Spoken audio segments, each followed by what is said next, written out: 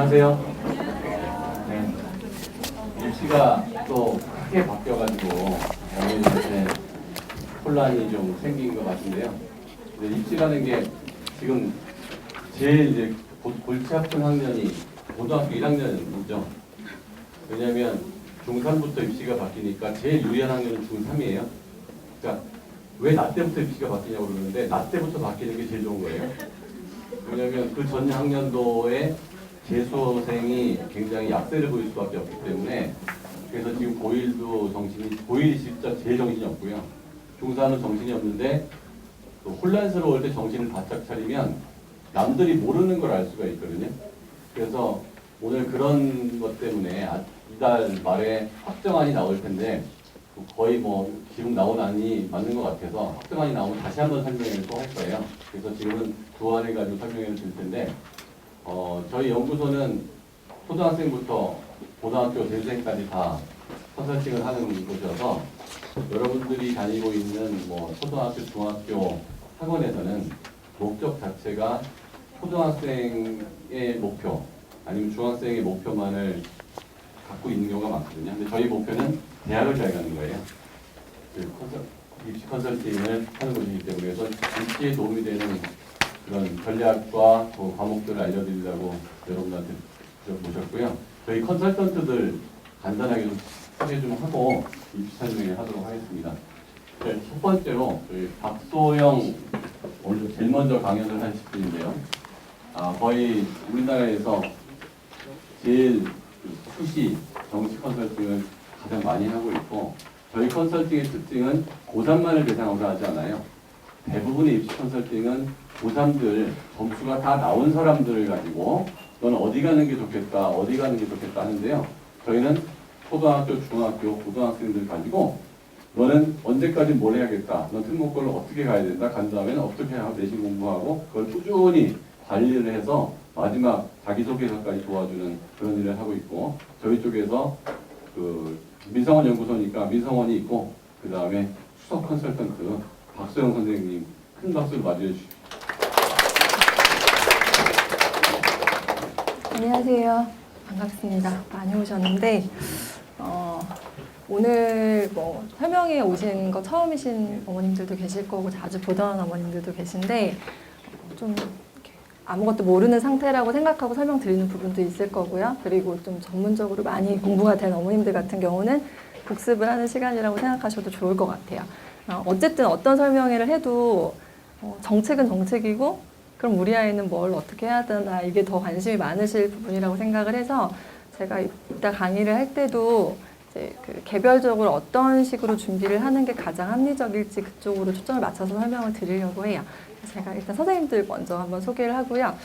저는 여기서 컨설팅을 담당을 하고 있어요. 로드맵 컨설팅 담당하고 있고 학년은 보통 한 초등학교 저희가 뭐 제한을 두는 거는 아닌데 초등학교는 3, 4학년 이상 거의 5, 6학년 고학년부터 고3까지 이제 아이들을 맡고 있어요. 제가 컨설팅 하는 애들은 대체적으로 좀 오랜 기간에 걸쳐서 많은 준비를 하는 학생들이 많고요.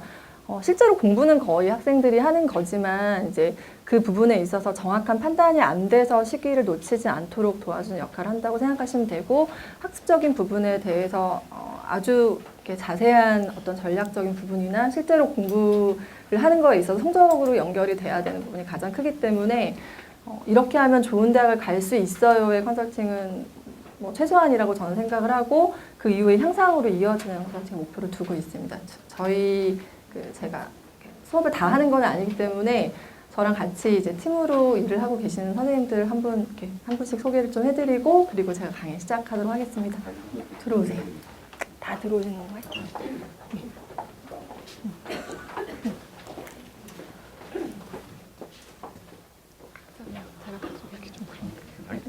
네, 저는 이제 제 옆에 계신 분은 컨설팅 같이 담당하시면서 과목으로는 영어 쪽으로 가장 주력을 하고 계신 선생님이고요. 초등학교, 중학교 아이들 제가 로드맵을 할 때 기초가 조금 덜 돼서 오는 아이들이 있어요. 이제 그런 애들은 생활적인 부분이나 이런 데서 이제 해결이 안 되기 때문에 학습을 시켜도 좀 못 따라오고 이런 경우가 있어서 성적이 좋아도 태도가 다 좋은 건 사실 아니거든요. 그래서 그런 부분에서 좀 강점을 갖고 계시고 언어 쪽으로 이제 영어 쪽으로 수업을 많이 하시는 선생님이시고 장희주 선생님이시거든요. 네, 박수 부탁드립니다.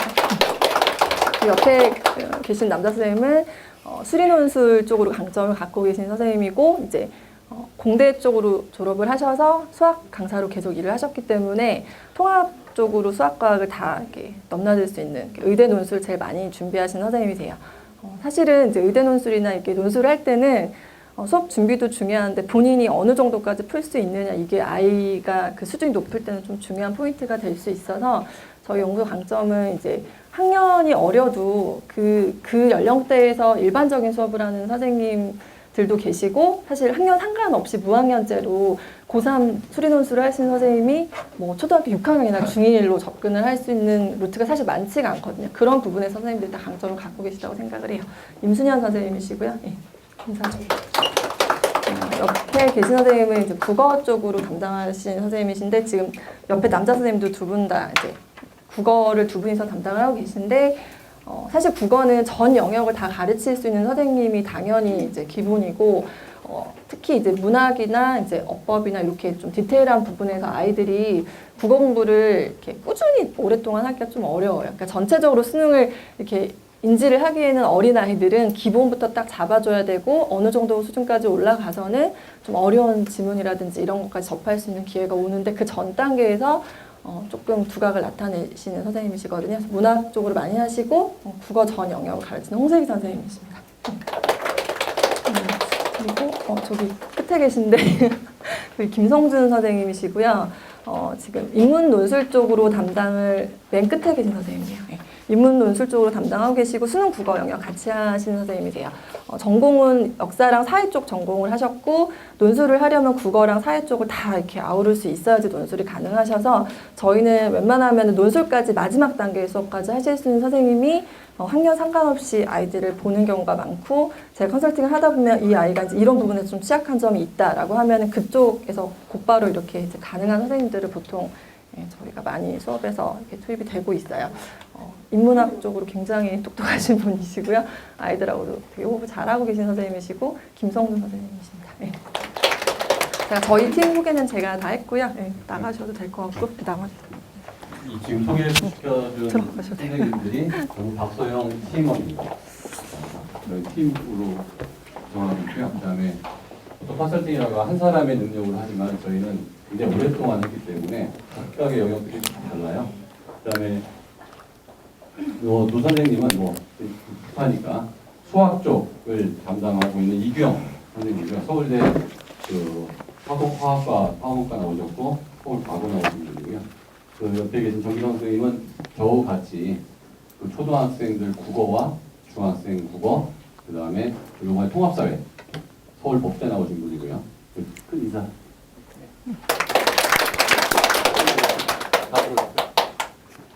그러면 순서대로 첫 번째 순서는 그 수시냐 정시냐 어떻게 해야 되느냐 오늘 순서를 말씀드리면 그 30분 강의할 거고요.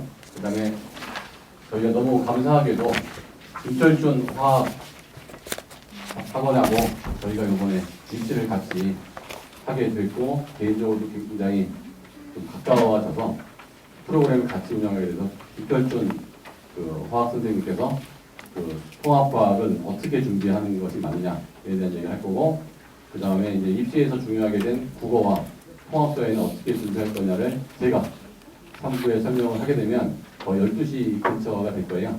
그러면 어머니들은 그대로 앉아 계시면 저희 선생님들이 로테이션으로 그 방으로 들어갈 거예요. 지금 교실이 세 군데에서 운영되고 있는데 그럼 어머니들이 들어오신 선생님한테 질문을 하고 있으면 20분 지나면 다른 선생님 또 들어오세요. 그 선생님한테 질문하고 다른 선생님 또 들어오면 또 질문하는 이런 방식으로 될 거니까 지금 그대로 앉아 계시면 될 것 같습니다. 첫 번째 순서 박소영 수석 컨설턴트께서 입시에 대한 일반적인 분석과 전략을 여러분께 보여드리겠습니다. 큰 박수 맞아주십시오.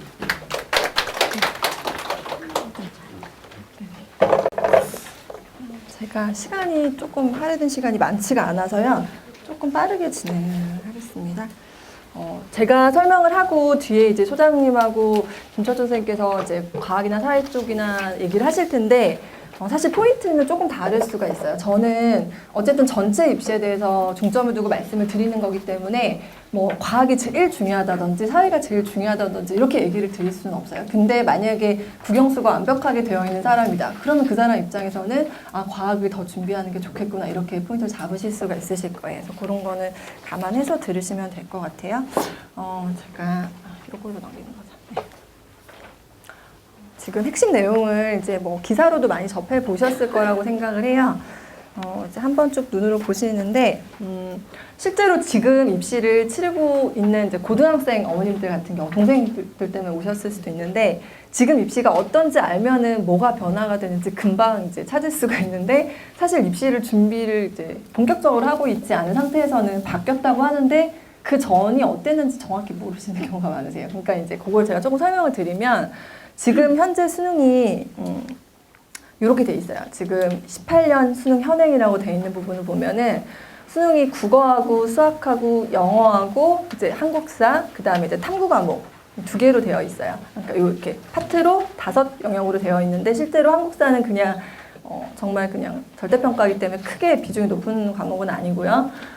국어랑 수학이랑 영어 이제 어쨌든 국영수에서 그 수학 같은 경우는 이과, 문과 사실상 가나형으로 나뉘어져 있는 상태고 탐구 같은 경우는 문과 같은 경우 사회탐구를 2과목, 그다음에 과학 같은 경우는 이제 이과에서 2과목을 선택하는 구조였고 과학도 1, 2과목해서 총 8과목 중에서 2과목을 선택하는 지금 구조예요. 그러니까 실제로 지금은 고1 때 학교를 들어가게 되면은 문이과를 1학년 끝나기 전에 보통 학교에서 다 써서 내라고 얘기를 하죠. 그러면 이과로 갈 학생들은 이제 뭐 2학년 들어갈 때 과학반을 뭐 어디로 갈 건지 학교마다 좀 다르긴 해. 2학년 때는 보통은 원과목을 다 가르치다가 3학년 때 2과목 고를 때 또 한 번 선택을 하게 되거든요. 근데 이제 보통 선택을 해 놓으셨다가 나중에 또 바꾸는 경우도 있으신데 보통 1학년 이내로 거의 결정이 난다고 생각을 해야 돼요. 그러면 학습을 준비하는 그 학부모나 학생 입장에서는 고1 되기 전에 중학교 때 뭐 미리 공부를 하는 그런 경우에도 이미 문이과를 염두에 해두고 가는 경우가 많고요. 사실 이번 그 현안에서 중요했던 부분이 문이과에서 수학까지가 통합이 되느냐 아니냐가 이슈였는데 실제로는 수학 같은 경우는 어차피 가나형 중에 택1로 가는 거는 변함이 없어요. 그러면 이게 실질적인 문이과의 완벽한 통합이라고 볼 수는 없고요. 제가 이따가 수능 변차사 조금 말씀드리겠지만 90년대 수능에서 이제 문과, 이과로 수학이랑 그 이과, 문과가 나뉘어져 있는 상태에서 사회랑 과학을 저도 이제 90년대 학번인데 사회 과목 4과목, 그 다음에 과학 과목 4과목을 8과목을 다 수능해서 실제로 응시를 했고 저는 이과였는데 이과 같은 경우는 이제 과학에서 하나를 선택 과목으로 더 했었거든요. 그 구조랑 똑같이 가는 거예요. 근데 저희 때는 그게 이제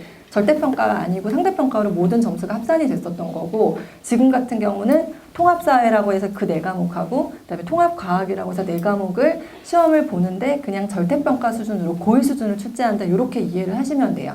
그러니까 지금 같은 경우는 보통 문과를 결정한 학생들이 중3 때 수학이라든지 나머지 과목을 준비할 때 뭐 사회까지 미리 하는 경우가 거의 없었을 거고요. 이과 같은 경우도 과학을 미리 준비하는 건 당연한, 그러니까 이제 그것만 준비했었고 문이과 같은 경우는 서로 이게 사회나 과학 쪽으로는 어차피 1학년 때 내신만 따면은 끝나는 과목이라고 생각했던 경우가 대부분인데 이제 그 부분이 조금 달라지는 점이라고 볼 수가 있어요.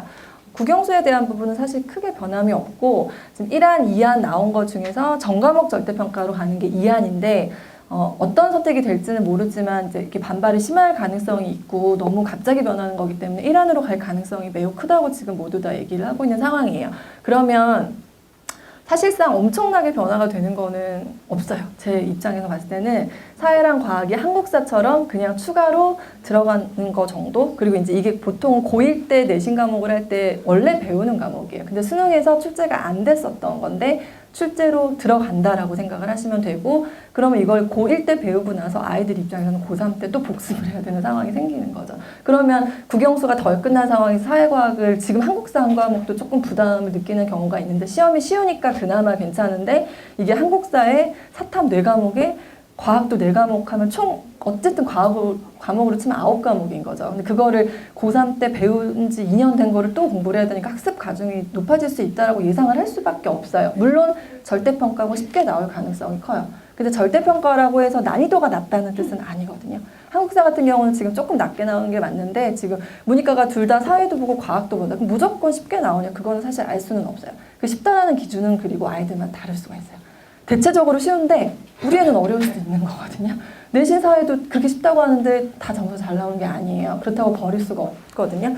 그래서 실제로 국영수가 조금 더 미리 준비가 될 가능성이 커요. 제가 이제 예측을 해보면 그러면 사회랑 과학도 나중에 해야 되니까 국영수는 더 미리 끝나야 되고 만약에 여유가 있다면 사회랑 과학도 준비를 하면 좋겠구나 이런 식으로 갈 가능성이 크고요. 이런 상황에서 전체적인 로드맵이 안 잡혀 있고 국영수가 덜 되고 있는 상황인데 그렇다고 사회만 많이 하고 과학만 많이 하기에도 현실적인 부담이 있을 수가 있기 때문에 학습 계획을 조금 더 타이트하게 짜실 필요가 있어요.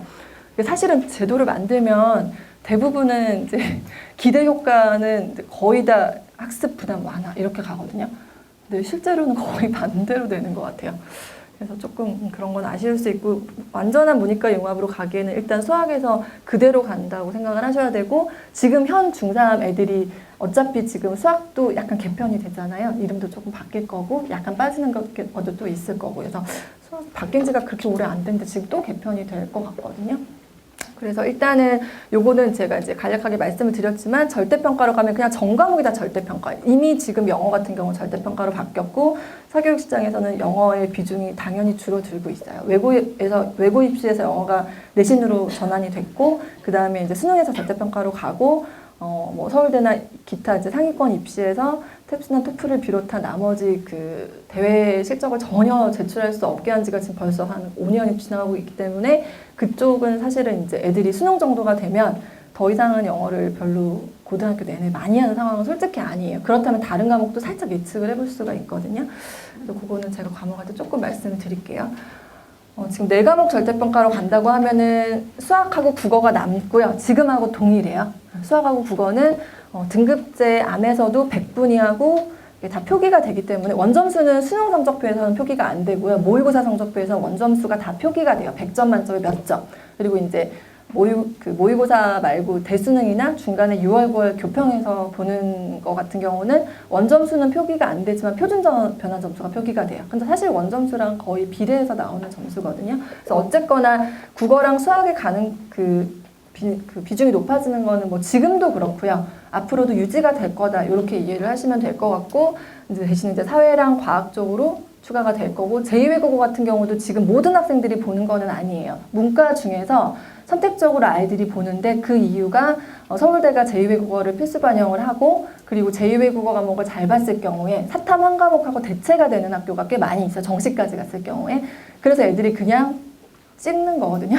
뭐 베트남어나 아니면 아랍어 이런 거 선택을 해가지고 실제로 고등학교 때 그 과목을 배우는 학교는 전국 단위로 거의 없어요.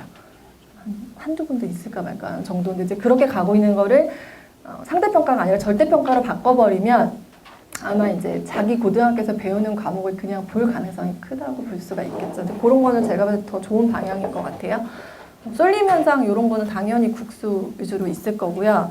제가 얘기한 그 사교육이 증가할 수 있는 부분은 그 뒤에 사회랑 과학까지에 대한 부분도 생각을 해둬야 되기 때문에 국어나 수학 쪽에 좀 더 이렇게 공부를 더 많이 하게 될 가능성이 크고 따라서 영어는 지금도 아주 유치원 정도까지 내려가 있는데 그거는 계속 기조가 유지될 가능성이 커요. 그러니까 제일 순서대로 따지면은 한글이 애가 떼고 이제 어느 정도 읽기가 되는 상태에서 영어가 먼저 시작이 돼서 초등학교 정도에 거의 한번 마무리가 되고 초등학교 고학년부터 국어랑 수학 쪽으로 쭉 해서 중3 정도 때까지 수능 정도 수준까지 웬만큼 완성이 된 상태에서 고등학교 가서 내신에 주력을 하면서 사회과학을 할 수 있는 시간을 만드는 게 핵심이에요.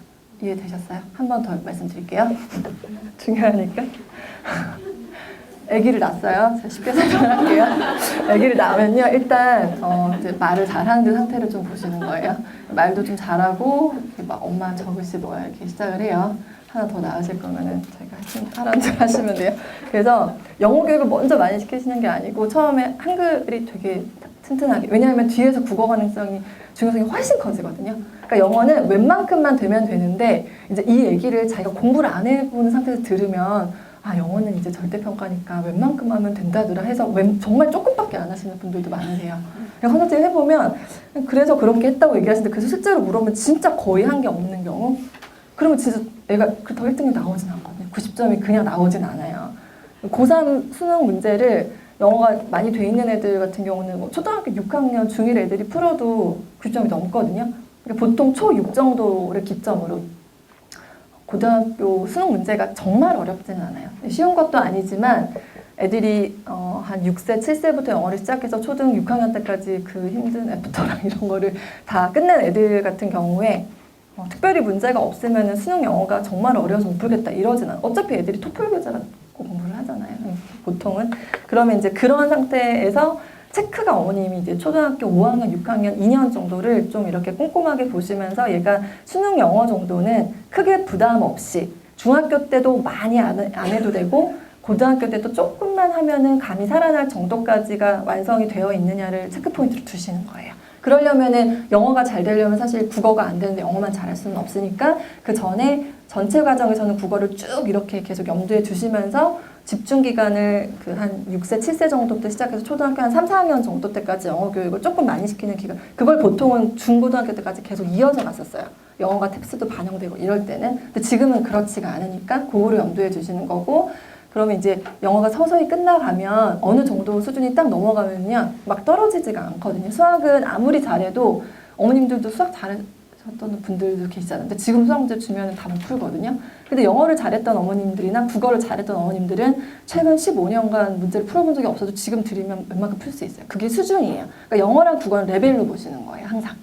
수학은 그래서 진도나 심화 문제를 어느 정도 풀 수 있냐 이걸로 보는 거고요. 국어 영어는 그 정도 수준까지 애가 마스터가 어느 시점에서 되어 있느냐가 중요한데 빠른 아이들은 그게 빨리 끝나는 거니까 수학할 시간이 상대적으로 많은 거고요. 근데 머리도 좋으면 더 잘하는 거고 이렇게 뭐 요소가 더 이제 적용이 되는 거지 실전 시기 자체는 그 정도를 보시는 게 가장 좋으세요. 늦어도 중1 겨울 정도로 잡으시면 되세요.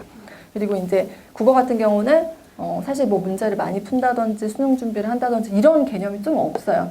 그리고 고등학생이 돼서 국어 성적이 안 나와도 뭐 그럼 여기서부터 어떻게 뭘 딱 하면 되냐 이런 거가 좀 모호한 과목이에요. 수학보다도 훨씬 모호한 게 국어거든요. 그래서 중학교 3년 끝날 때까지 내신 위주로만 국어를 하지 마시고 얘가 독해력이 어느 정도 되는지가 중요한데 그거를 평가하는 가장 간단한 기준이 수능 정도의 문제를 얘가 몇 퍼센트 정도까지 푸는지를 보시는 거예요. 어차피 수능 문제는 배웠던 게 똑같이 나오지 않아요.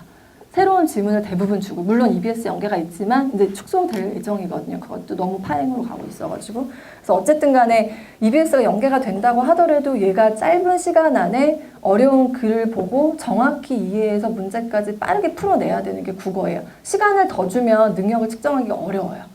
오래 읽고 여러 번 읽었는데 정말 모르지 않거든요. 웬만하면 수학은 시간을 30분 더 줘도 못 푸는 문제는 결국 못 풀거든요. 그래서 국어랑 영어는 항상 시간 베이스를 염두에 두고 보시는 게 저는 맞다고 생각해요. 저희는 영어를 잘하는데 다만 속도가 느려요. 말도 안 돼요. 그렇죠? 느린 거는 어려우니까 느린 거죠. 천천히 일부러 읽을 수가 없어요. 읽고 무슨 말인지 다 알겠는데 일부러 천천히 답을 할 수도 없고 수학 같은 경우도 물론 오래 푸는 애들이 있는데 더 잘하면 더 빨리 풀어요. 제가 문제를 되게 많이 앞에서 풀려보거든요. 빨리 푸는 날은 거의 다 맞는 날이에요. 오래 걸리잖아요. 다 틀려요. 오래 걸리는 거는 풀다가 모르겠어서 또 푸는 거고요. 실수가 나니까 계산이 꼬이니까 다시 해보는 거고 거의 대부분 그렇거든요. 아니면 과정을 모르니까 자꾸 생각을 해보게 된다든지. 그래서 그런 거죠. 그러니까 특히 어린 경우에도 저희는 책을 읽어주는 건 좋아하는데 혼자서 읽는 건 싫어해요. 그 포인트가 있어요. 애가 엄마가 읽어주는 속도보다 머리를 더 빨리 읽으면 엄마가 읽는 게 짜증이 나니까 자기 혼자 읽어요. 잘 읽어야 그게 가능해요. 영어책도 왜 안 읽는지 잘 생각해 보시면 엄마들도 한글책이 편하지 영어책이 더 편하진 않잖아요. 근데 영어를 굉장히 능숙하게 읽을 수 있으면 그 상관이 없는 거예요. 책을 좋아하냐 안 좋아하냐의 문제인 거랑은 또 다른 문제니까 아이가 이거를 왜 싫어하는지 생각해 보실 필요가 있어요. 물론 성격적인 영향이나 이런 건 있지만 대부분은 자기한테 그렇게 쉬운 문제가 아니어서 그런 경우가 많거든요. 그래서 그거를 시험 시간하고 비슷하게 측정을 해보시면 거기에서 100% 수준인지 90% 수준인지 80% 수준인지 제일 정확한 거는 중1 정도 되는 학생들은 한 고1 정도 걸로 풀어보시면 되고 고2, 중2는 고2, 중3은 고3 정도 걸로 푸시면 되는데 중3인데 준비가 덜 돼 있다. 그럼 고1, 2 거를 푸셔도 상관이 없으세요. 아이의 학습 상태에 따라서. 그래서 지금 제가 전체적인 걸 조금 말씀을 드렸는데 그렇게 해서 국영수 수학 같은 경우는 어차피 진도 범위니까 이제 진도를 아예 수준에 맞춰서 좀 빨리 하시는 애들은 빨리 하시는 거고 좀 어려워하는 애들은 뭐 조금 천천히 가시는데 어려워하더라도 시험 기간에 그 범위만큼은 최대한 심화 문제까지 풀도록 노력을 해야 돼요. 그게 안 되면 고등학교 수학을 잘하기는 좀 어려워요. 아이가 천재여도 천재면 잘할 수 있지만 천재인데 중학교가 좀 어려워도 않아요. 그럴 가능성은 별로 없다고 생각하시면 돼요. 그래서 어려워하면은 좀 노력을 많이 해서 어려운 문제까지 풀 수 있는 수준까지가 되도록 조금 시간을 길게 두고 준비하신다고 생각하시면 맞을 것 같아요. 그래서 지금 1안에서 지금 제가 전체 로드맵하고 좀 같이 말씀을 드렸는데 어쨌든 뭐 기대 효과는 이제 지금하고 큰 변화가 없기 때문에 엄청난 혼란까지는 아니고 사회랑 과학을 분리해갖고 너무 안 시키다 보니까 애들이 상식이 너무 부족하고 이제 이런 문제점들이 대두가 됐었기 때문에 그냥 그런 식으로라도 가는 것이 좋겠다라고 해서 결정을 내리는 거라고 생각하시면 되고 사실 변화가 엄청나게 있는 거는 아니에요. 그러므로 대학에서 뽑는 이게 중요한 게 아니고 그래서 대학교에서 어떻게 반영하냐가 사실 더 중요하거든요. 그래서 크게 변화가 안 될 가능성이 커요. 지금도 수시 비중이 거의 70% 이상이에요. 그리고 정시는 한 20, 30% 정도 비중인데 수시의 핵심은 결국은 학생부거든요. 내신하고 학교에서 하는 여러 가지 활동들과 뭐 이런 것들이 다 포함이 되는 건데 어쨌든 지금 상황에서 1안으로 결정이 되게 되면 통합사회랑 통합과학 정도가 추가가 되는 정도, 제2외국어 절대평가로 바뀌는 정도로 간다라고 하면 크게 변화는 없을 것이고 수시 기조 그대로 유지될 가능성이 크고요. 이제 뒤에서 조금 말씀드리겠지만 내신 절대평가랑 이게 좀 맞물려 있는 부분이 있는데 그건 당장 시행되는 거는 아니에요. 입시로 따지면 2022학년, 25학년 정도, 초등학교 6학년 정도 해당이 되는 거거든요. 그래서 지금은 수능 정도만 놓고 생각을 해보시면 될 것 같아요. 내신은 어차피 중요한 기조로 가요. 수시 비중이 크기 때문에 그리고 어쨌든 간에 지금보다 절대평가 과목이 늘어나는 거잖아요. 이 안으로 가면 특히나 더 심해지죠. 그러면은 당연히 수능만 갖고 애들을 뽑을 수가 없기 때문에 대학 입장에서는 학생부를 더 많이 볼 수밖에 없고요. 지금도 학생부 종합전형의 비중이 매우 높기 때문에 그게 기조로 거의 이어질 가능성이 크다고 보시면 될 것 같아요. 그래서 전과목으로 가게 되면 이제 이 문제가 더 커지는 거죠. 근데 이제 이 정책이 왜 나오냐면 이런 거예요. 전과목 절대평가라는 거는 쉽게 이해를 하시면 90점부터는 1등급, 95점이든 90점이든 100점이든 상관이 없다의 개념인 거거든요. 80점부터는 2등급 이렇게 점수 구간이 나누어져 있어요. 절대평가는. 그러면 전과목이 그렇게 갈 때 어떤 일이 벌어질 수 있냐면 뭐 이런 그 보도자료로 나온 거 사실 별 의미가 없어요. 뭐 경쟁이 과연 당연해요. 수능이 별로 변별력이 없다. 그럼 다른 거를 봐야 되잖아요. 쉽게 얘기하면. 그게 내신하고요. 대학교에서 우리가 면접을 보든 뭘 글을 쓰게 하든 뽑겠다라고 하는 대학별 모사 두 가지가 남아요. 그래서 이게 두 개가 당연히 증가될 가능성은 있다라고 볼 수가 있어요. 근데 이제 그 수능이 그러면 절대평가로 가면은 수능은 버려도 되냐? 사실 그건 아니거든요. 여기서 빠질 수 있는 포인트가 이거예요. 그러면은 수능 1등급을 지금 절대평가로 바뀌었을 때 상대평가가 아니라 절대로 전체 다 바뀌었을 때 그럼 우리 애가 1등급을 다 받을 수 있냐는 거죠. 비율이 4% 이하예요. 예측은 거의 한 3점 몇 프로 정도? 그 전과목이 1등급일 확률이 우리 아이가 정말 3% 안에 드냐는 거죠. 그게 중요한 거예요. 지금 영어가 90점 이상 1등급이지만 영어가 미리 끝나고 잘하는 애들 같은 경우는 영어를 공부를 거의 안 해도 되지만 90점까지면 1등급인데 그것도 못해 해서 지금 더 하는 애들도 있거든요. 그래서 그런 부분을 조금 염두에 두실 필요가 있어서 만약에 수학이 100점이면 국어가 85점이나 뭐 영어가 70 몇 점이어도 수학으로 변환표준 점수를 이렇게 커버를 할 수 있었던 아이들이 있을 수 있잖아요. 특정 영역은 아주 뛰어나게 잘하고 나머지 영역은 살짝 부족하면 이게 총합에서는 커버가 돼요. 근데 만약에 이걸로 바뀌게 되면 얘가 수학은 100점인데 소용이 없는 거죠. 소위 말하는 오버스펙이 돼요. 지금 영어도 되게 잘하는 애들 있잖아요. 걔네들도 자기 정말 영어 잘 하느님이 주신 하나의 재능인데 자기 말로는 왜 형은 수학을 주고 자기는 영어를 줬네요. 걔네 형은 작년에 서울대 갔거든요. 제가 지금 고3 하는 애가 있는데 자기는 그냥 눈 감고 공부해도 대원외고 정도 영어로 갈 수 있는데 수학도 잘해요. 물론 1등급이 나오긴 해요. 근데 걔네 형은 풀면 하나도 안 들고 걔는 정말 열심히 해야 1등급이 나오거든요. 다 주고 남은 걸 자기들 준 것 같다고 막 이래요. 그러니까 그게 오버스펙이 될 수가 있어요. 그러면 이제 학습 태도가 안 좋은 애들은 정말 거기까지 하면서 나머지를 잘하게 하는 방법이 우리 아이한테는 맞는 방법일 수도 있고요. 어떤 하나의 과목을 나중에 이게 잘하니까 이쪽으로 뭐 맞춰가지고 전형을 쓰던지 학교를 이게 좀 안 될 가능성이 크다 보시면 돼요. 그러니까 모범적인 애들이 더 살아남는 구조로 가는 거죠. 한마디로 더 빨리 정확하게 준비하라는 얘기예요. 대신에 90점이냐 92점이냐 이런 것 가지고는 따지지 않겠다. 면접장에 올리는 거를 지금까지는 3등까지만 딱 잘라서 얘네만 받았는데 8등, 9등, 10등도 솔직히 얘네만큼 잘할 수 있고 아깝게 그랬을 수 있으니까 15명까지 면접장에 들어가게 해줄게 이런 개념이에요. 그러면 누가 살아남을까요? 얘가 9등이에요. 근데 2등보다 내신이 좀 모자라요. 근데 얘가 되게 똑똑해요. 책도 되게 많이 읽었고 상식이 풍부해요. 그리고 많이 생각하고 잘한 아이예요. 얘가 이기는 거죠. 실제로는 더 괜찮은 애가 뽑힐 가능성도 높아진다 보셔야 돼요. 수능이 절대평가로 가버리면. 왜냐하면 시험에서 낼 수 있는 건 점수거든요. 내가 영어 실력이 만점이 아니어도 그러니까 2명이 있어요. 얘는 영어를 정말 탁월하게 잘해요. 얘는 수능에서 100점 맞을 정도까지 잘해요. 근데 구분이 안 가잖아요. 근데 이제 구분이 갈 수도 있는 거예요. 오히려 절대로 바뀌면. 그게 그 다음 평가 기준이 뭐가 될지는 대학에서 아직 다 정하지 않았거든요. 그래서 이렇게 생각하시면 돼요. 그게 골고루 뭔가를 이렇게 좀 꾸준히 길게 준비를 한다라고 하면은 전 과목에서 특별히 부족한 과목이 없을 가능성이 크고요. 하나에만 너무 몰입해서 무조건 영재학교만 가야 되고 뭐 무조건 얘는 외고로 이런 거에 치우치지 않으면 더 균형 있는 학습이 가능해질 수 있어요. 왜냐하면 특목 자사도 지금 폐지될 가능성도 있기 때문에 그럼 그걸 염두에 뒀을 때 우리 애가 굉장히 균형적으로 공부를 하는 거를 좀 성실하게 하다 보면 뭐 천재적이고 이런 게 조금 부족하더라도 얘가 원하는 정도의 대학을 갈 수 있는 가능성은 당연히 많아져요. 옛날에 3명 갔다면 5배로 더 많이 갈 수 있는 거죠. 생각을 해보시면. 그래서 저는 그거는 되게 좋은 기회라고 생각을 해요. 아무리 잘해도요. 내신 1등급밖에 정말 어렵거든요. 어머님들이 이제 학교 선택을 하실 때 조금 고민하셔야 되는 그 포인트가 뭐냐면요. 제가 뒤에서 조금 말씀드리고 싶은 부분이 이제 고교 선택에 대한 부분이 있어요.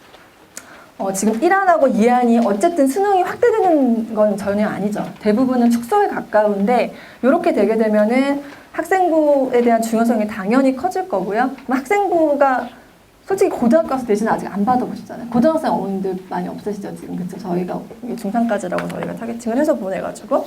근데 고등학교 가서 내신이요. 어떻게 나올지 엄마가 예측하기 되게 어려워요. 저도 굉장히 조심스럽게 했죠. 제가 공부를 한 6개월에서 최대 1년 정도를 세게 시켜보고 제가 어머님하고 의논해서 보통 학교를 결정을 하거든요. 그리고 이제 내신이 1.0 만점이더라. 그럼 이게 감이 안 와요. 그때 정말 어려운 거예요. 내신 1.0 만점은 애가 아무리 잘해도 전 과목에서 모든 문제를 거의 만점에 가깝게 맞아야지 고등학교에서도 그 성적이 나오거든요. 근데 제가 이 일을 저기 미성원 연구소에서만 지금 10년 차예요. 그러면 아이들을 이 정도까지 준비해보고 고등학교를 여러 군데를 다 보내봤잖아요. 저희가 다 전국 단위로 오시거든요. 그러면 얘가 중3 때 여기까지 하고 들어가 보니까 이 학교에선 이 정도 나오고 근데 얘네가 1학년 애들의 수준은 이렇고 2학년 100% 예측할 수는 없어요. 근데 기본적인 레벨이라는 건 있는데 어머님들이 그게 비슷하게 대부분의 경우는 감을 갖고 계세요. 근데 내신이 어떻게 나올지에 대해서는 정말 되게 많이 틀리시거든요. 그래서 어제도 제가 집에서 상담 전화를 받았는데 엄마가 일반고를 보냈다가 분위기가 좋은 이제 자사고 쪽으로 중간에 전학을 보냈는데 거기서 전교 7, 8등 했던 학생이에요. 그리고 성실하게 웬만큼 했었고 모의고사도 많이 나쁘지 않게 한 뭐 1.5등급 정도 나온 학생인데 옮기자마자 내신이 한 5, 6등급이 나오는 거예요. 근데 엄마가 살짝 더 어려울 거라고 생각은 했지만 절대 이 정도까지 거라고 생각을 못 했대요. 공부는 3, 4배 더 해요. 그러니까 그 예측이 거의 틀려요. 그러니까 제가 딱 요약해서 말씀을 드리면요. 고등학교 입학하기 전까지 웬만하면은 고등 과정에서 충분한 테스트를 다 거쳐봐야 돼요. 얘가 고1 과정에서 지금 모의고사 수준을 풀었을 때 이 정도고 고2는 이 정도고 그러니까 고1, 고2, 고3이 엄청난 차이는 아니에요. 수능 그 문제가. 모의고사 비교해서 보시면 아시겠지만 물론 고3 께 어려운데 그렇다고 고1 거는 되게 못하는 애가 고3 기를 잘하는 건 당연히 힘들고요. 고1 거를 100점을 맞으면 고3 것도 50점이 나오진 않거든요. 그래서 그걸 비슷하게 보시는데 한 3년 정도를 중학교 1학년, 2학년, 3학년 정도의 과정에서 그거를 계속 체크를 하시면서 가실 필요가 있어요. 그래서 결론적으로 얘가 그 좀 어려운 고등 과정을 충분히 잘 따라왔고 성실성을 그걸로 평가할 수가 있어요. 학교 내신 잠깐 잘 보는 걸로는 정확하지 않아요. 2개가 다 돼야 되거든요.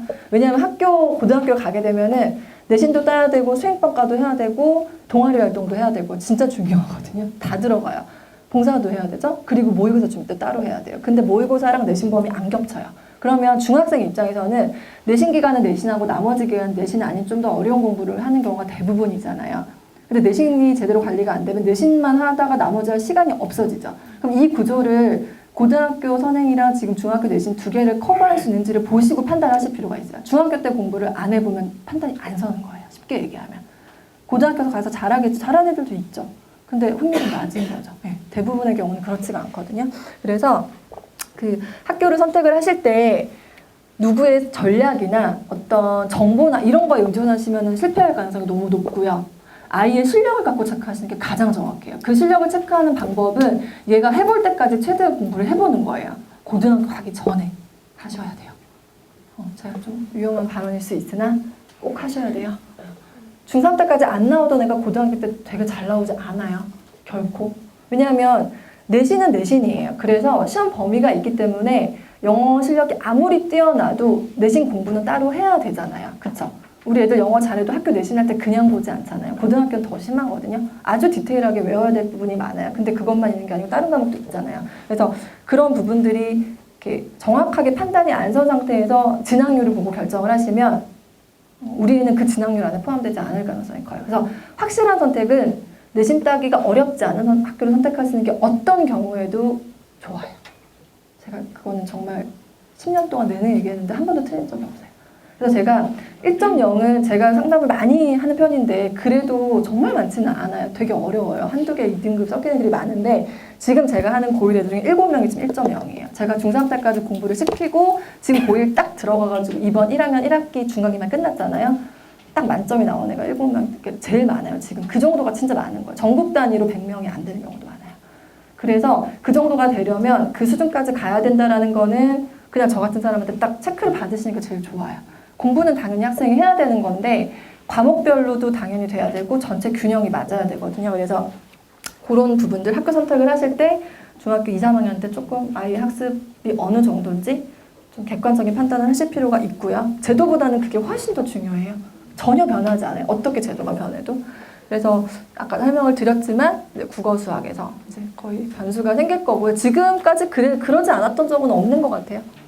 저희 때도 상대평가였지만 공부가 웬만큼 된 아이들은 영어가 정말 안 되는 경우는 드물거든요. 사실은 웬만하면은 인풋이 있을 경우에 아웃풋이 가장 확실하게 나오는 과목이 영어이기 때문에 교육에 조금 관심이 있고 아이가 특별히 거부감이 없었으면 영어는 웬만큼까지 나오는 거는 늘 있었던 일이에요. 그게 이제 입시에서 뭐 아주 어려운 시험까지 반영되냐 아니냐 이게 지금은 아니기 때문에 결국은 국어 수학으로 가른다 이렇게 얘기하면 특별한 얘기 같지만 지금까지 계속 그랬던 부분이에요.